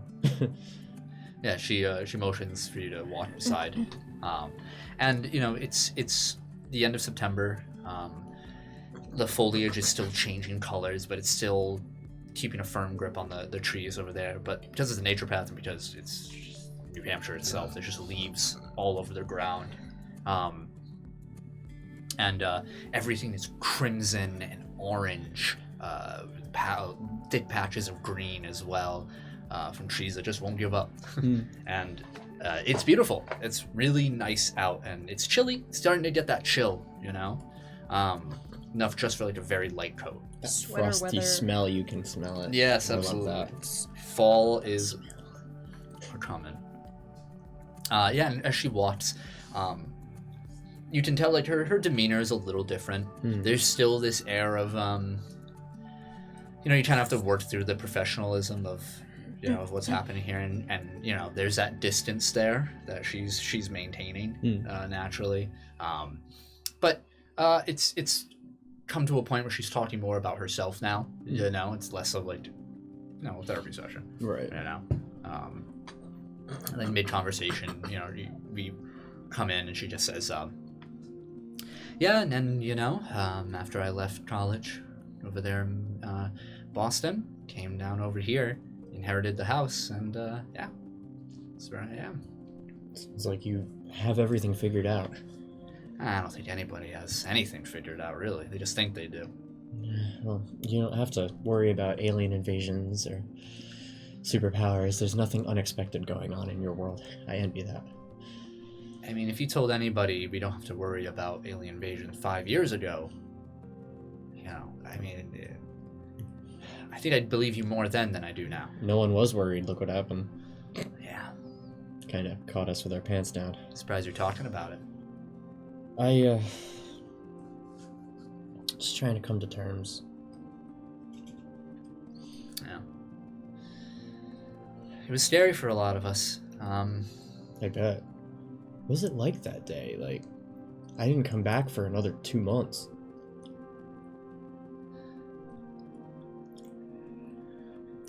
It was terrifying. It was the uncertainty of everything that was happening, and it all happened really fast. One moment, everything's fine. The next, you can't open your phone or turn on a TV without seeing this giant monster in the air and spaceships shooting at it. It I thought it was fake at first, actually. I thought somebody left the Sci-Fi Channel on, and it was actually the news. You can see the pillars from space. Really? Yep. I wonder if they got pictures of that. Well, we were staring at Earth the whole way back. It was weird. It looked like someone stuck black toothpicks in the planet. Wow. Yeah. And then 3/4 of the way there, they vanished. Did they ever tell you to go back up there? Back out in space? I mean, it's easier now. I mean, nobody's allowed to, but I feel like if anybody can, it would be NASA. Yeah, well, one of the guys I was up there with calls me all the time. He swears it's not for business, but I know he's connected still. Oh, is this James, was it, right? Yeah. I put him off more than I probably should, but That's how we cope. I'm just not ready. You don't have to be yet. He still lives in New York. It's too close. Yeah, I've never been to New York. I think I'd like to go again. Now I hear it's a weird place. Well, the upstate's like here. Yeah, so I've heard. Very pretty. But, yeah, the closer you get to the city, it's like a beehive. Yeah, well, I think it's a stark contrast to the quaintness of everything around here. Yeah. Nice and quiet, nothing happens. That's why I came here. And she just starts walking, just talking with you. Yeah. Arabella, cut away to you. Anything you're up to? I'm so sorry. We basically cut to Arabella after prayer. Okay. We don't see what happened specifically. I think she's going to start, like, writing down, like, all of the events that have happened, like, from the first event to, like, now. Okay.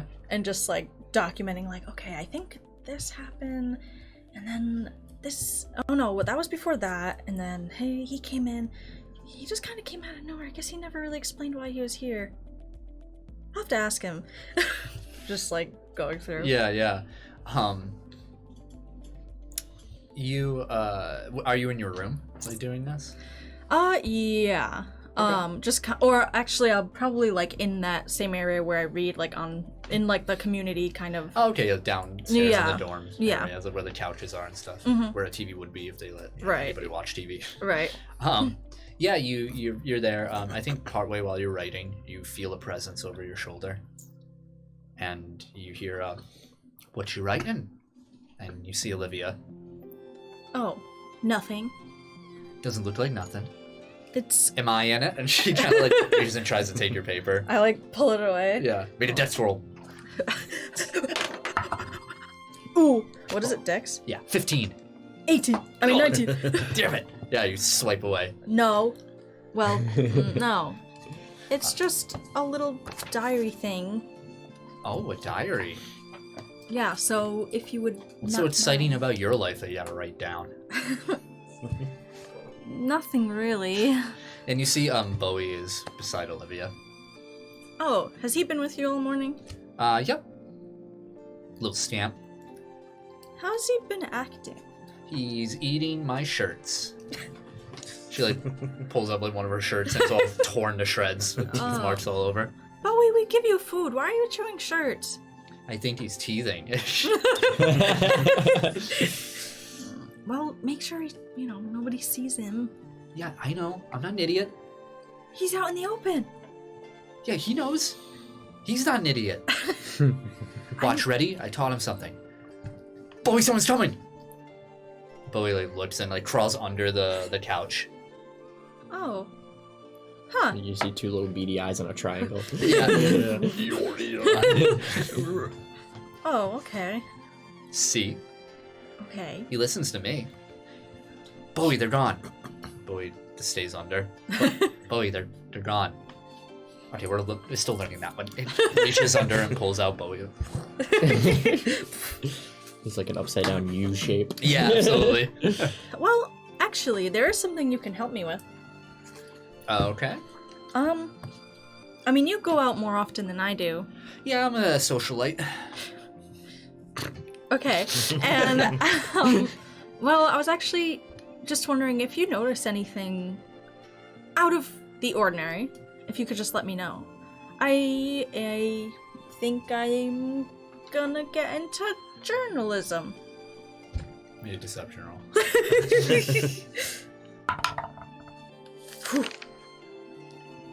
Deception. I don't even know if I have deception. I don't. Okay. I rolled an 18 though. Oh, okay. That's not a train. No. It's not. Okay. She narrows her eyes.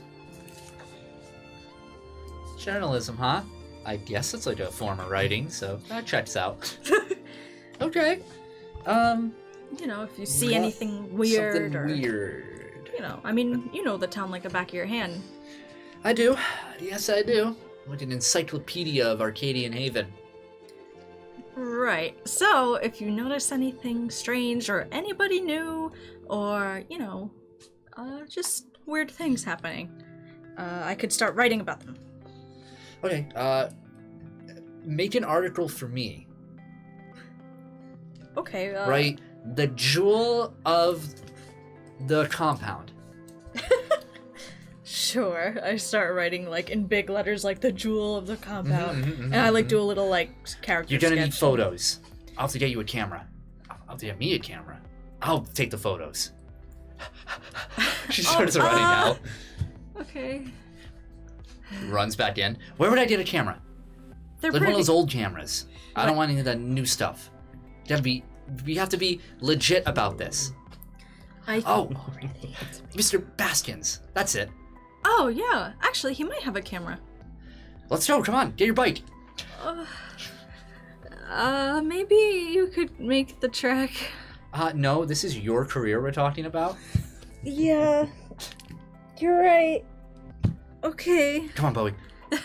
I get up, I'm like, oh god, I'm so sore. I take my journal with me. Okay. Yeah, and you make your way to Peter's Pawnings. When you arrive there later that day, you can see that the front door, which the little porch area had all sorts of knickknacks and stuff on it, the front door is wide open, and you see like clouds of dust just and you hear like a and you see Peter Baskins with like a vacuum cleaner just thoroughly cleaning this place, and his back is to you. I like try to knock, like, Mr. Baskins! Mr. Baskins! Mr. Baskins! And yeah.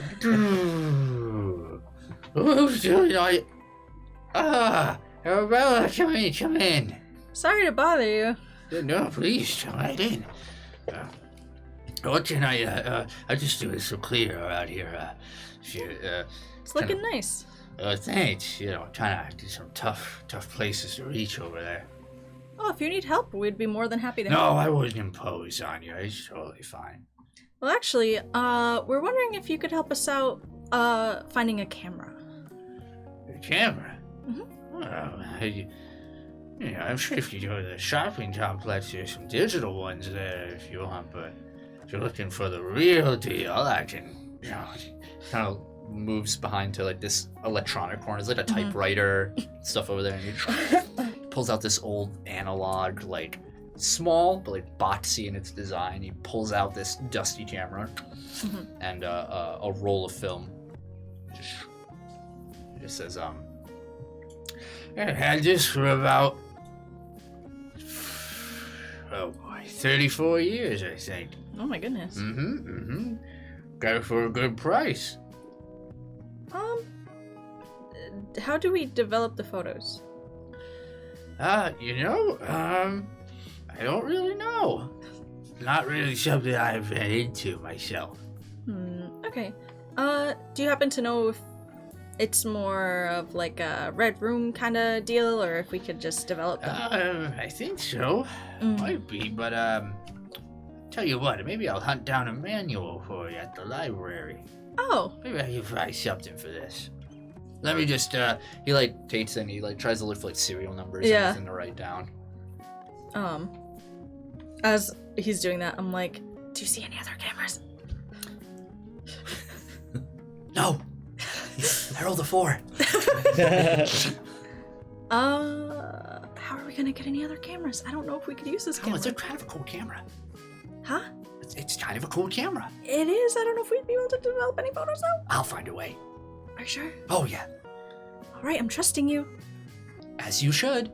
We'll take it, Mr. Baskins. Oh, alright. He grabs it, takes it over to the register. How much is that camera, by the way? Oh, let me see here. He pulls out like this really large like ledger. Let me just see how much I bought it for. Just kind of leafs through the pages. And he stops and he kind of looks up at you. And like he finds the page. And make a perception roll. Oh, I rolled a 1. 1. That's a total of 6. Yeah, you don't see what's on it. And he looks over and he's like, why don't you just take it? Are you sure? I don't want to take Shuts the anything book. from you. Yeah, it's I think I got it for free.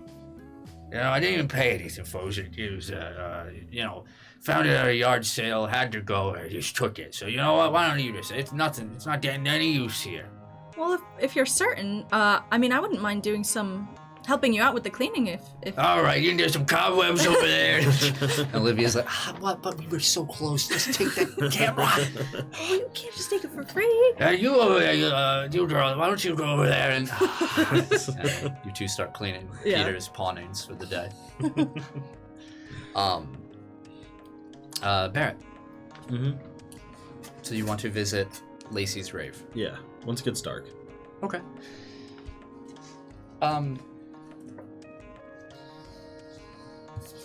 Yeah, sure enough, it's growing dark. And,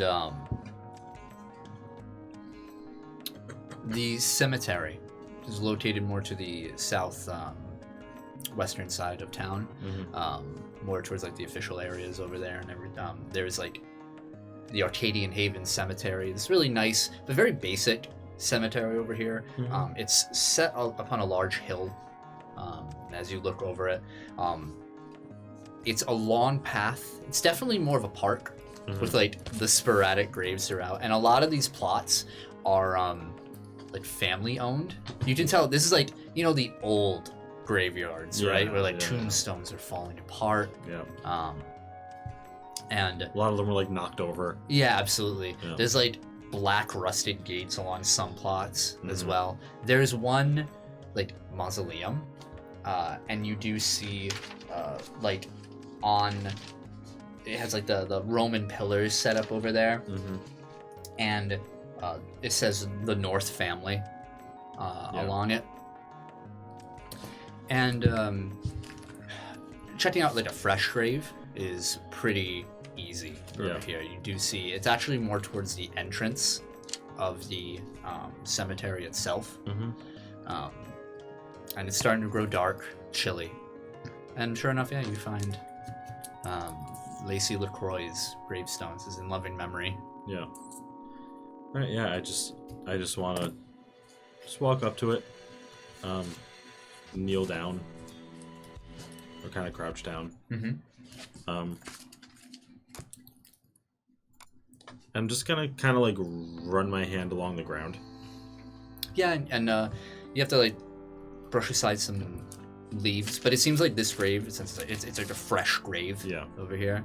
You have some dirt on your fingers. Let's kind of look for a second.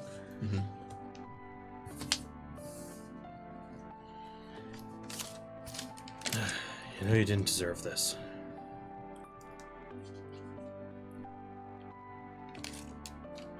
I hate to be the person to do this, but I really need to know where you went.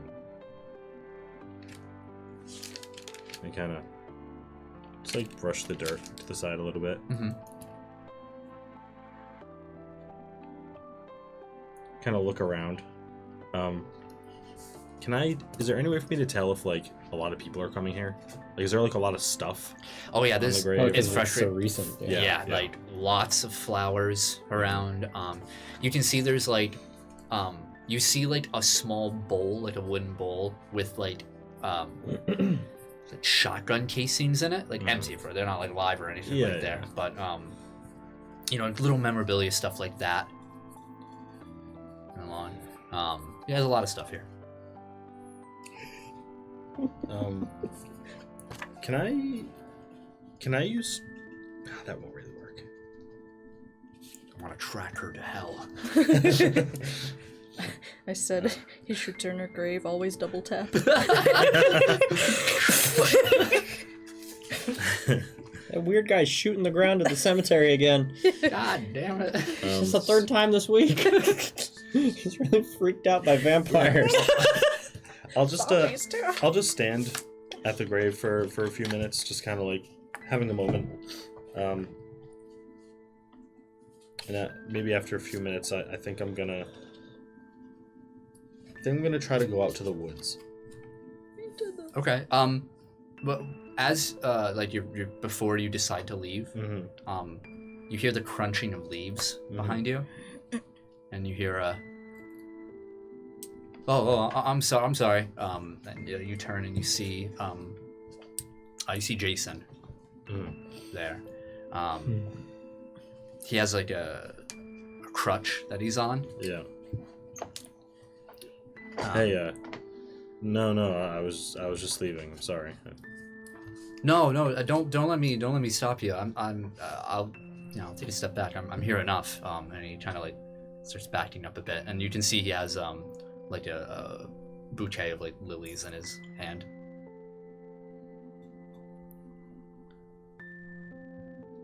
It's popular in town, huh? Yeah. Everyone liked Lacey. She she's a real firecracker there and everything. I don't even know why I brought these. She hated this sort of thing. Who were you? How did you know her? I'm a hunter too. Oh, yeah. He like goes to shake your hand, but realizes he doesn't like crushing one arm. Jason. Yeah, I'm part of the hunting lodge over here. My name's Barrett. I'm kind of new in town. Yeah. I can see. She was a good kid, though. Didn't know her very well, but... Yeah. He, like, moves past you and kind of puts the flowers under the grave. And he, like, takes one of the shells out of the bowl and kind of, like, clutches it to his chest for a minute and puts it back. Stands up. He says,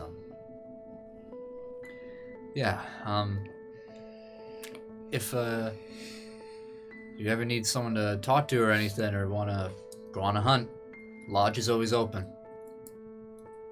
I might take you up on that offer. Yeah. Hey, if you need anything, I know how hard it is to lose someone. Yeah, thanks. You too. Yeah. See you around then. You too, Barrett. I'm gonna go into the woods where we were fighting the moose and where our barrel change and all that happened. The Wilkin Woods campground. Yep. Okay. There's a guy there, and he's wearing a hockey mask, and he has a machete. He's reading a newspaper. He's like, "Oh, no one ever comes back. Oh, no shit." Yeah, I mean, it's getting really dark out. Mm-hmm. I I have dark vision. Oh! Yeah, you clutch the ticket in your pocket, and sure enough, this darkness is nothing but a slight inconvenience for you. As you start making your way through the road and path leading to the Wilkin Woods campground. Yeah, you can see that the buildings are destroyed. Like these log cabins to the side are destroyed. There's a couple giant holes in the recreation building that the gymnasiums are building over there. Funny enough, you don't see any like corpses of a certain moose and the dust of coyotes. Yeah, just looks normal. Not so much normal. Make an investigate roll. What are you looking for in particular? I'm looking for specifically Lacey's gun. But anything of hers. Okay. Is what I'm looking for.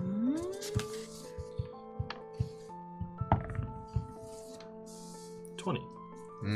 Good roll. Takes you a little bit of time. So you move through, you're kind of combing around, remembering where she was in the chaos of the battle. And you find between two of the cabins, you do see a discarded rifle in the grass. Okay. Now I'm gonna pick it up. Examine it. Yeah. You checked it. It does have like a few rounds in it, but pretty normal. Are all the rounds normal? Yep. Okay. Slap the magazine back on. Damn it. All right.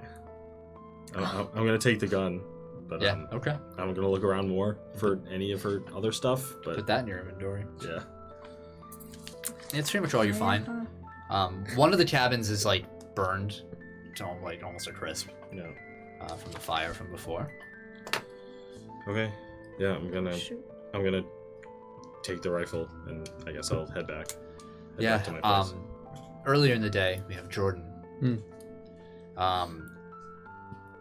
Having just finished the walk along the Warren Croft nature trail, you kind of make it back to your car, and Natalie kind of just like a back stretch. She says, I usually wait before bed to do all my exercise. But yeah, this is nice. Yeah, it was nice to do something other than work for once. Yeah, and I think people are going to be shocked as opposed to seeing you either at the compound or the bar. Taking a nice walk. Yeah, I don't know if I want to go back to the compound. Why not? I don't know. I feel bad about going there and kind of using them as an escape for so long, and it just seems weird to me working in like servitude with an ulterior motive. I wasn't working sincerely for them, and I also had kind of a weird moment with Mother Adele, and I don't really know how to rectify the situation. Well, ulterior motive or not, I think they appreciate the work. That place looks a lot better than before you got there. Brother Lewis is good, but it's a lot of work for him. Yeah. They do what they can, but that place wasn't really meant for what they do. Right. Yeah, I understand completely. It's a little too big for them too. In terms of Mother Adele, I mean, she's a sweet woman. And, I mean, yeah, I know religious types can be a little difficult. Yeah, she sees things a certain way, and it's hard to change her views. She shrugs. Says, I mean, so are you sometimes. I guess everybody has their prejudices, I suppose. Beliefs. Fair. Beliefs. I mean, this isn't a session. I can't tell you what to do. No, I know. I don't. Just know you can't. Well, friends are the ones that have to decide if you're using them or not. Yeah. She shrugs. Yeah, I guess so. I don't know. There's something weird going on around here, and I can't seem to shake the feeling. I think the city boy is just looking for some drama, because that's what he's used to. High energy. Believe me when I say drama keeps finding me. Well, keeps things interesting. I guess. I'm just looking for normalcy again. Well, you're on the right path. Literally and figuratively. Makes me feel better. Good. Let's keep it that way, yeah? Okay. Alright, Jordan. Alright, I'll see you around, I guess. Mm-hmm. For our next session. Yeah, maybe we'll get some lunch. Okay. Sounds good. Yeah. Okay, bye! Fuck! Yeah. Is there anybody else anyone wants to do for the day? Anybody else anyone wants Anybody to do? else? Anybody else wants to do else? Anybody? Anyone Wow. wants to do what the else Are we doing some do? stuff? I'm gonna go home. Things? Yeah, I'm going home. I'm gonna try to mess with that camera. Okay. Just Made a technology roll. Oh fuck. You trained in it? Are you gonna Fail. develop the film that's already in I it? am trained in it, actually. Okay. I don't know why. Sure. Okay, yeah, wow. You took a Yeah. AP course in fucking She's smart robotics. enough. It's not a lot. She was in those 16. after-school, middle school courses with Yeah. Legos and shit. Mhm. Absolutely. Yep, yep. Mechatronics. 16? Yeah. Yeah, wait, hold on. I'm gonna see if Olivia can help. Ready? Okay. If she has my touch, she'll make it +2. worse. Oh, nice. never mind. 18. Yeah, so the two of you are like in Olivia's room. And just like looking it over and eventually just starts tinkering around with it more. You waste a little bit of film as you try and get it to work, but there's some investigative. You kind of like go to Sister Miriam, like, hey, how do we like this channel? And she's like really old, and she's like, I haven't seen one of these in a very long time. And, she kind of like helps. She kind of drones on for way too long, but you get like some minor details. Out of it. Yeah. Oh, okay. And through all those context clues and everything, you do figure out taking the photos and everything, and then developing is going to be a little harder. You have to get the right space for that. Okay. Which in your area is probably the best place to find the space, because there's like several floors of like unused rooms and stuff like that. Okay. You know, it's just a matter of convincing Sister Miriam or Mother Adele, Yeah. Brother Lewis, to set up a A red room yeah. or I forget what it's developing called. room. Developing Black room. room. Dark room? Dark room. That's it. The room. My whole life is a dark room. Big. Crawling, yeah. No, it was Beetlejuice. Oh, you're right. Yes.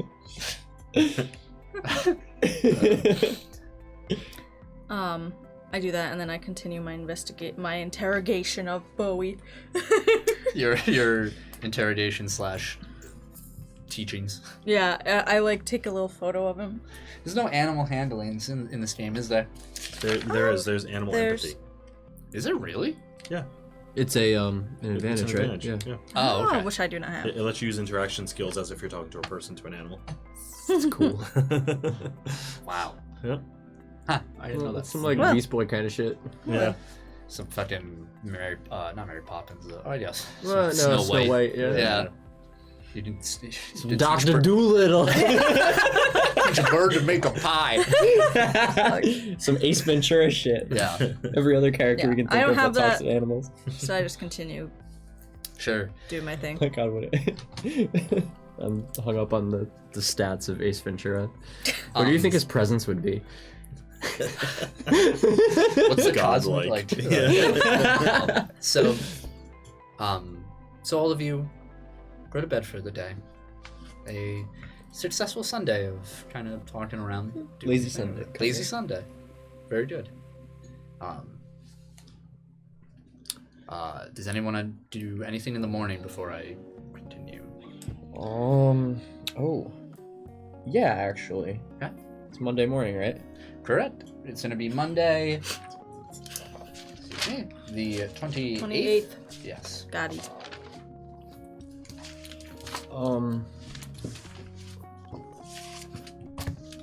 So Monday.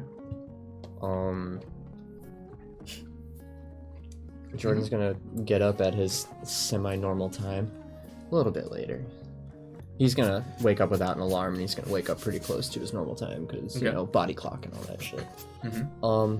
He's gonna get ready, and he's going to head to the compound at around 9 o'clock. Okay. Not to work, but he's gonna get there and he's gonna look for Mother Adele. Okay. Yeah, sure enough. After usual morning prayer, you arrive and asking around a little bit. Easy to find Mother Adele. Right now, I would say she's actually in behind the buildings. Like the compound grounds actually extend far below, but it's not developed at all. It's like you see some paths that were beginning to like form, and then like actual like landscaped paths, but stopped during the construction, and no foundations are laid out. But beyond, you see there's like a big dip where like after it rains, it like collects water over there. You see her speaking with a few of the younger nuns outside. It looks like they're talking about some sort of plan for the bat, but you're not quite sure. And as you walk, one of the sisters kind of points over. She turns around, says, "Mr. Teller." Mother Adele. She approaches, and she says, "How are you feeling?" Much better. "I can see it. In your eyes you look a lot better. I admit I'm a bit surprised to see you here."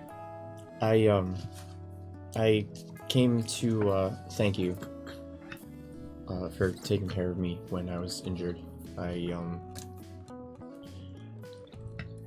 I was out of line to speak to you the way I did. No. You, I was under distress and of course, a traumatic Wasn't experience for together. anyone.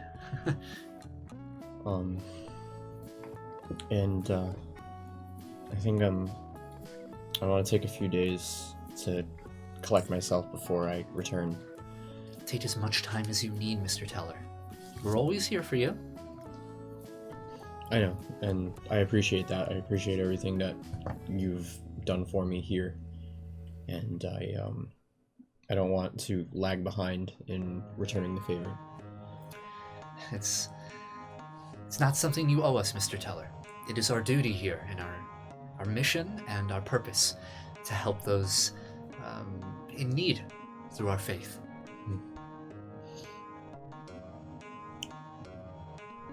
I'm beginning to see that.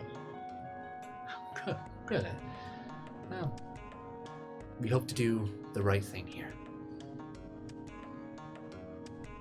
I think probably by Wednesday I'll be ready. I just need a few more days to settle some things before I can kind of start fresh. We can handle things. You don't have to worry about us, but we do look forward to seeing you again. Yeah, well, I'm glad we can kind of keep things at ease. Yeah, she like grabs your hand Yeah. and like holds it, and she says, "All is well, Mr. Teller." Thanks. I'm sorry. I have to admit, I was kind of nervous after the way we left things. If you want to go to a place where no one holds grudges, a nunnery is a good place to start. I suppose you're right. Thank you. Of course. And he kind of takes his hand Yep. back and turns to leave. Don't touch me. She throws a knife. Yeah, right in his back. Not the place to lower your guard, Mr. Teller.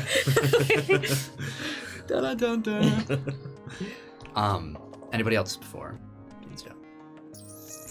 No, just my usual routine. Okay. Watching me apologize through a scope. Barrett, Eat shit. die. Okay. I'm dead. There's as you're walking up to go, Mhm. sandwich in hand. Yep. There's a phone call. No number. Yep. Mr. Stare. Hello. I'm glad I finally got a hold of you. Who is this? This is your superior speaking.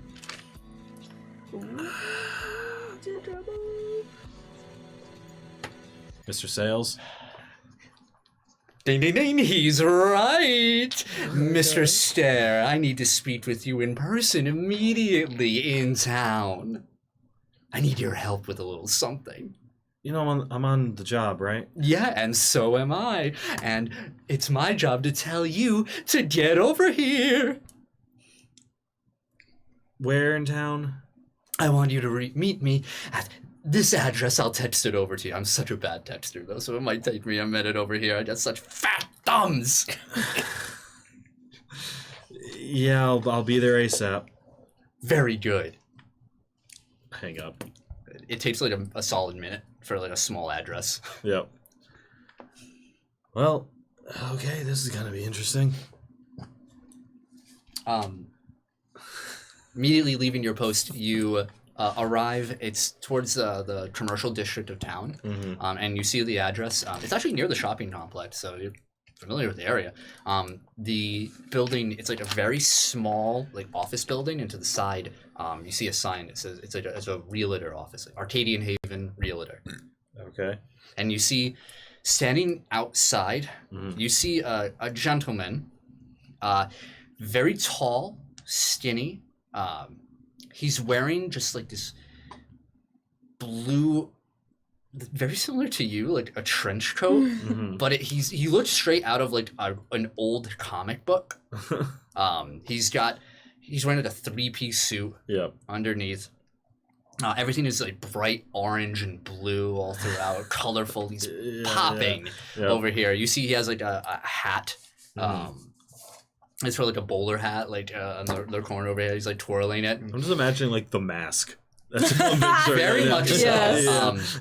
His features, he has this very sharp chin over there. He's got like green. large dimples, smiling, pale skin, Smoking. and very teethy grin. Yep. Let's slowly walk up. Yeah, to everyone's cigarette. walking around like Holy giving shit. a wide berth. Yeah. Mr. Sales. Mr. Stare. Oh, it's a pleasure. He puts on the hat and walks over to you. How can I help you, sir? In there is a woman, but more importantly is a computer. And I need to get a hold of that computer, Mr. Stare. What's so important about the computer? Shh! Shut up and don't ask questions. Just do your goddamn job. Damn fucking wrecked kid. You want me to do it now? In the I middle want of you the to day? distract her, and I will acquire the computer.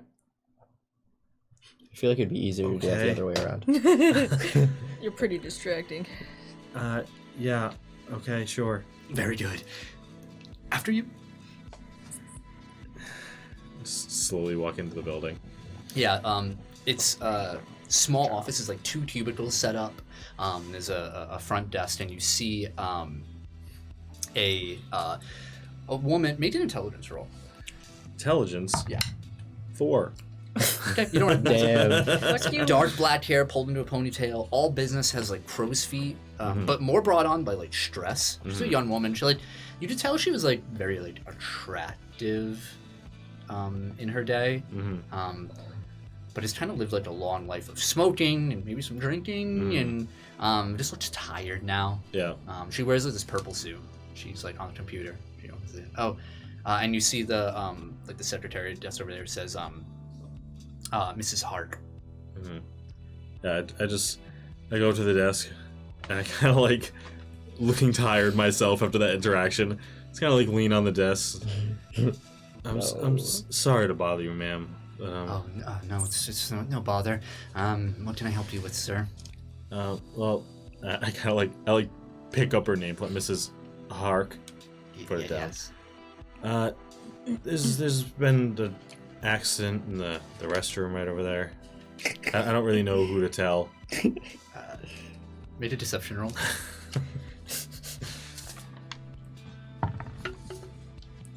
15. 15. Yeah. Is it bad? Yeah. Is there someone in there? Yeah. I know it's the woman's restroom. She gets up. Thank you. And she Yeah. starts shambling over. Sorry about that. How She do like you know what's in the woman's I was restroom? just thinking that. she opens the door and kind of walks in to and the door as soon as that door like shuts and you hear like someone in, like you kind of cuts off. The front door opens like, Mr. Stair, you did wonderful. Yes, and kind of just hops over to the computer. It's all yours. You know, I'm also bad with keyboards too with these fat thumbs. Jesus. God, holy shit. And gonna a cut few off his minutes thumbs. pass. Can And I go now? no, you're gonna stay right there in case I need you, big boy. And it takes like 2 minutes. You're getting kind of nervous over here. And finally he finishes just as the women's door starts to open. And he stands up. And as Mrs. Hart kind of like walks out, she's like, nothing happened. And Mr. Sales walks up to you and smacks you in the face. And just says, how dare you say that about me? Well, I think we should take this outside, sir, whoever you may be. Come on. And kind of just runs out. Dude. His heart's like, what is happening here? There was no one. It's a hell of a day, and I just walked out. we leave as the sale turns the corner, and he says, that was wonderful. I'm sorry I had to hit you back there. Things got a little heated, but I kind of liked it. You know, you didn't have to.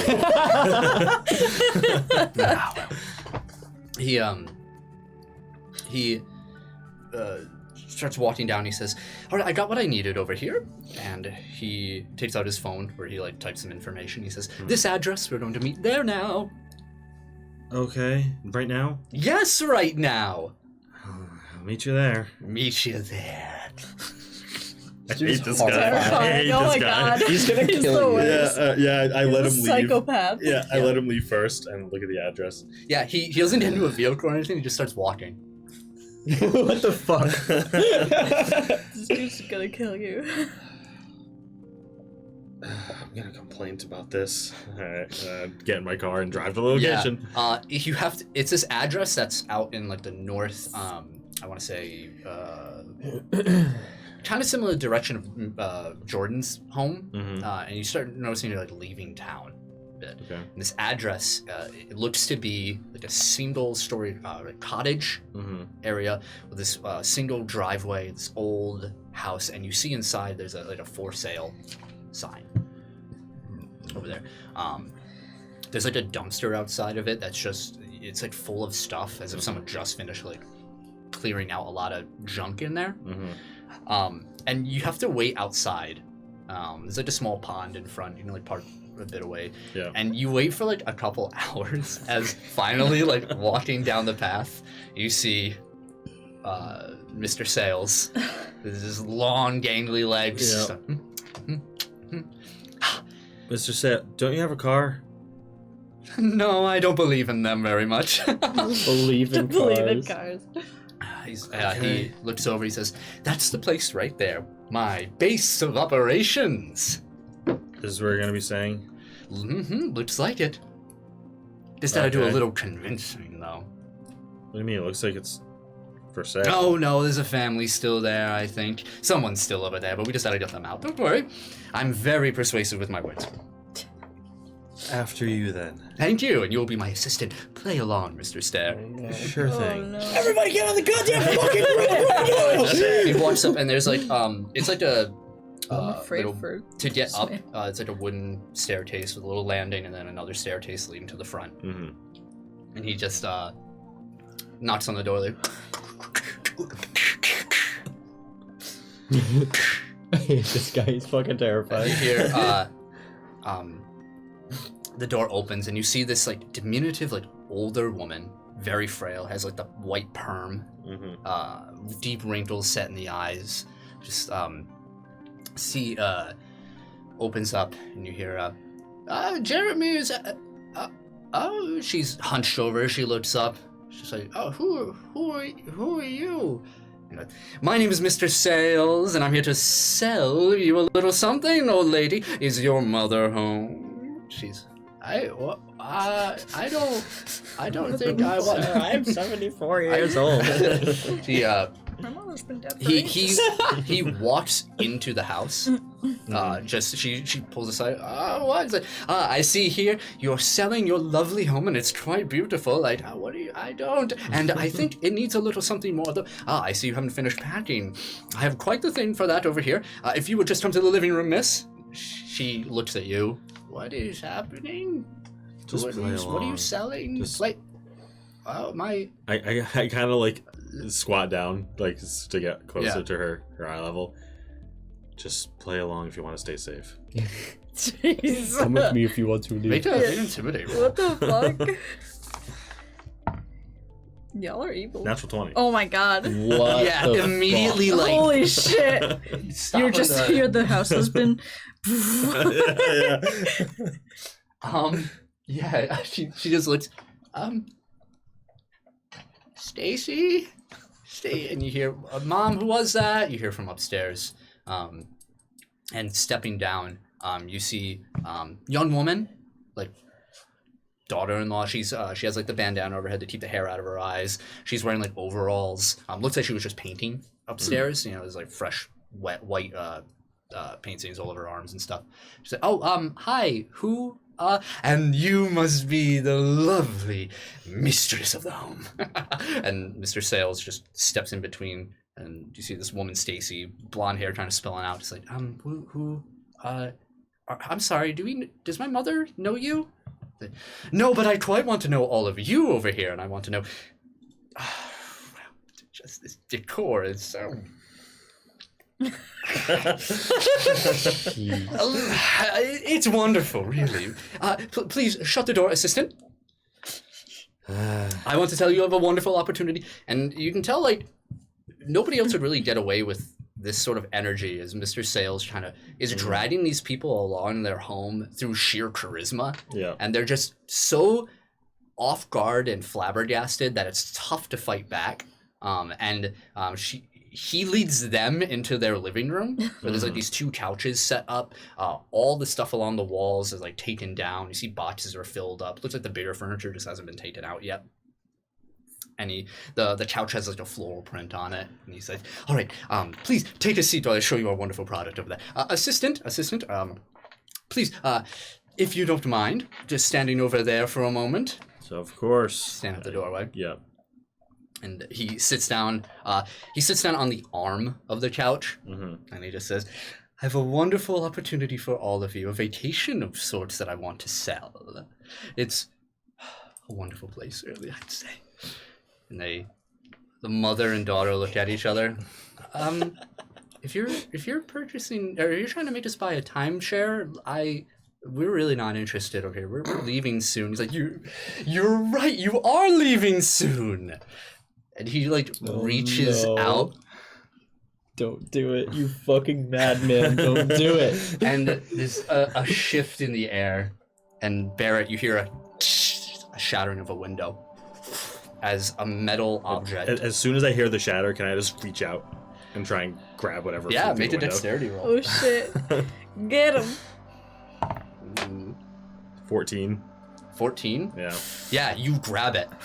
You see a submachine gun made of solid gold just Oh my vibrating in your fucking hand. God. Yeah. And his hand was like, Yeah, and as I grab, I'm just like, get out. And I open the door behind me. Like, get out. they look, what? They start to shamble up. The old lady gets up, trying to move. Stacy's like, what the fuck is going on here? Mr. Stare. And I shoot the gun into the air. Make a toughness roll. Break your arm. 24. 24. Mhm. You feel these sharp blades in your hand as you try and shoot. The gun does not fire, Mhm. but you resist the damage and still hold on. And it's moving, just shaking. He's like, and Get out! And I yelled, just trying to they wave him start out. trying to run out, and Mr. Sales grabs the old lady by the back of the head and just yanks her down like, oh, no, I haven't made the sale yet, Mr. Stare. I think you should let go of that gun right now. He just scruffed a 70-year-old lady. No. I'm just holding it as it's shaking. Make a strength roll. Oh shit, no. Get that. 16. Nat 20. Yeah. Right out. You see, it actually, the handle just disconnects from you and then flies out as you slips right out and then reconnects in the air and he baby's back. Oh my God. And just starts to unload Oh my fucking as God. Stacy yells and just Oh my drops God, to he the just killed ground. the Oh my And you see these God. bullets just fly all around you, and just like he aims up above you, just making an outline of you here as blood is ribbons all over the place. Oh my God. Alright. Holy shit. This dude is a Spawn villain. Oh my God. He's from hell. Literally. You know, there are easier ways to do that. Mr. Stare. He puts the gun gently, as like tucking in a kid like on the couch. And he like steps over the corpse of the old lady, My blood God. pooling. And he just walks up to you, and he's tall, Mhm. just kind of looking down. He says, "I know you haven't been with us for long, but we have a bit of a seniority system around here, and if you ever touch my shit again," he points down, "company." What My the God. Follow your fucking orders, Team. and Bleeding Edge will have no problems with you. Now clean this up! Clean this up! I'm going to the grocery store because I am hungry! And the front door just shuts, leaving you blood splattered over your coat, Yeah. bullet Alone. holes riddled throughout. Alone in a room full of dead people. Yep. Business as usual for Barrett Stare. Oh my God. Yep. Alright. And that's where we end tonight's session. What the fuck, though? Holy fuck, that's But why, though? terrifying. Damn, dude. I do not want to meet this guy. Holy shit. Oh wait, Jesus Christ. This dude is like... Never mind. Well, thank you for joining Sub us. on Patreon to find out what I was just thinking. Thank you for joining us on this Oh my God. another episode of the Umbra Initiative. If you liked what you see, make sure you check us out on all of our social medias and all of our other outlets. Looking up, the Umbra Initiative by Keep Tappin' Apps. That's where you'll find us. Please check out our Patreon. If Yeah, you like what you baby. hear. Your support is what we need desperately, always, and Yes. we love you. Look up patreon.com/the Umbra Initiative. You can also Yes. find episodes Yeah. on YouTube Mhm. over there, already recorded at Keep Tappin' Apps. Just look up the Umbra Initiative. The Patreon is the only way to listen to our post show that we'll be recording in just a minute. Absolutely. Don't want to miss that one. We're also on Spotify and wherever else you get your podcasts if you want to listen to us in audio form. If you want to download the audio, check out the Patreon so you can be offline and listen to us. I think that's it. If you're watching on Twitch, we're going to raid someone. We're going to raid, so stick around for that. Yeah, we're good. I was just about to say, like, if anybody like watching has any recommendations for who we should raid, definitely throw those in chat. Neo. Oh yeah, Neo, I got you. Absolutely, I agree. Always willing to help anyone else. You know? We love you. See you next week. Bye-bye. Bye. Bye. Bye.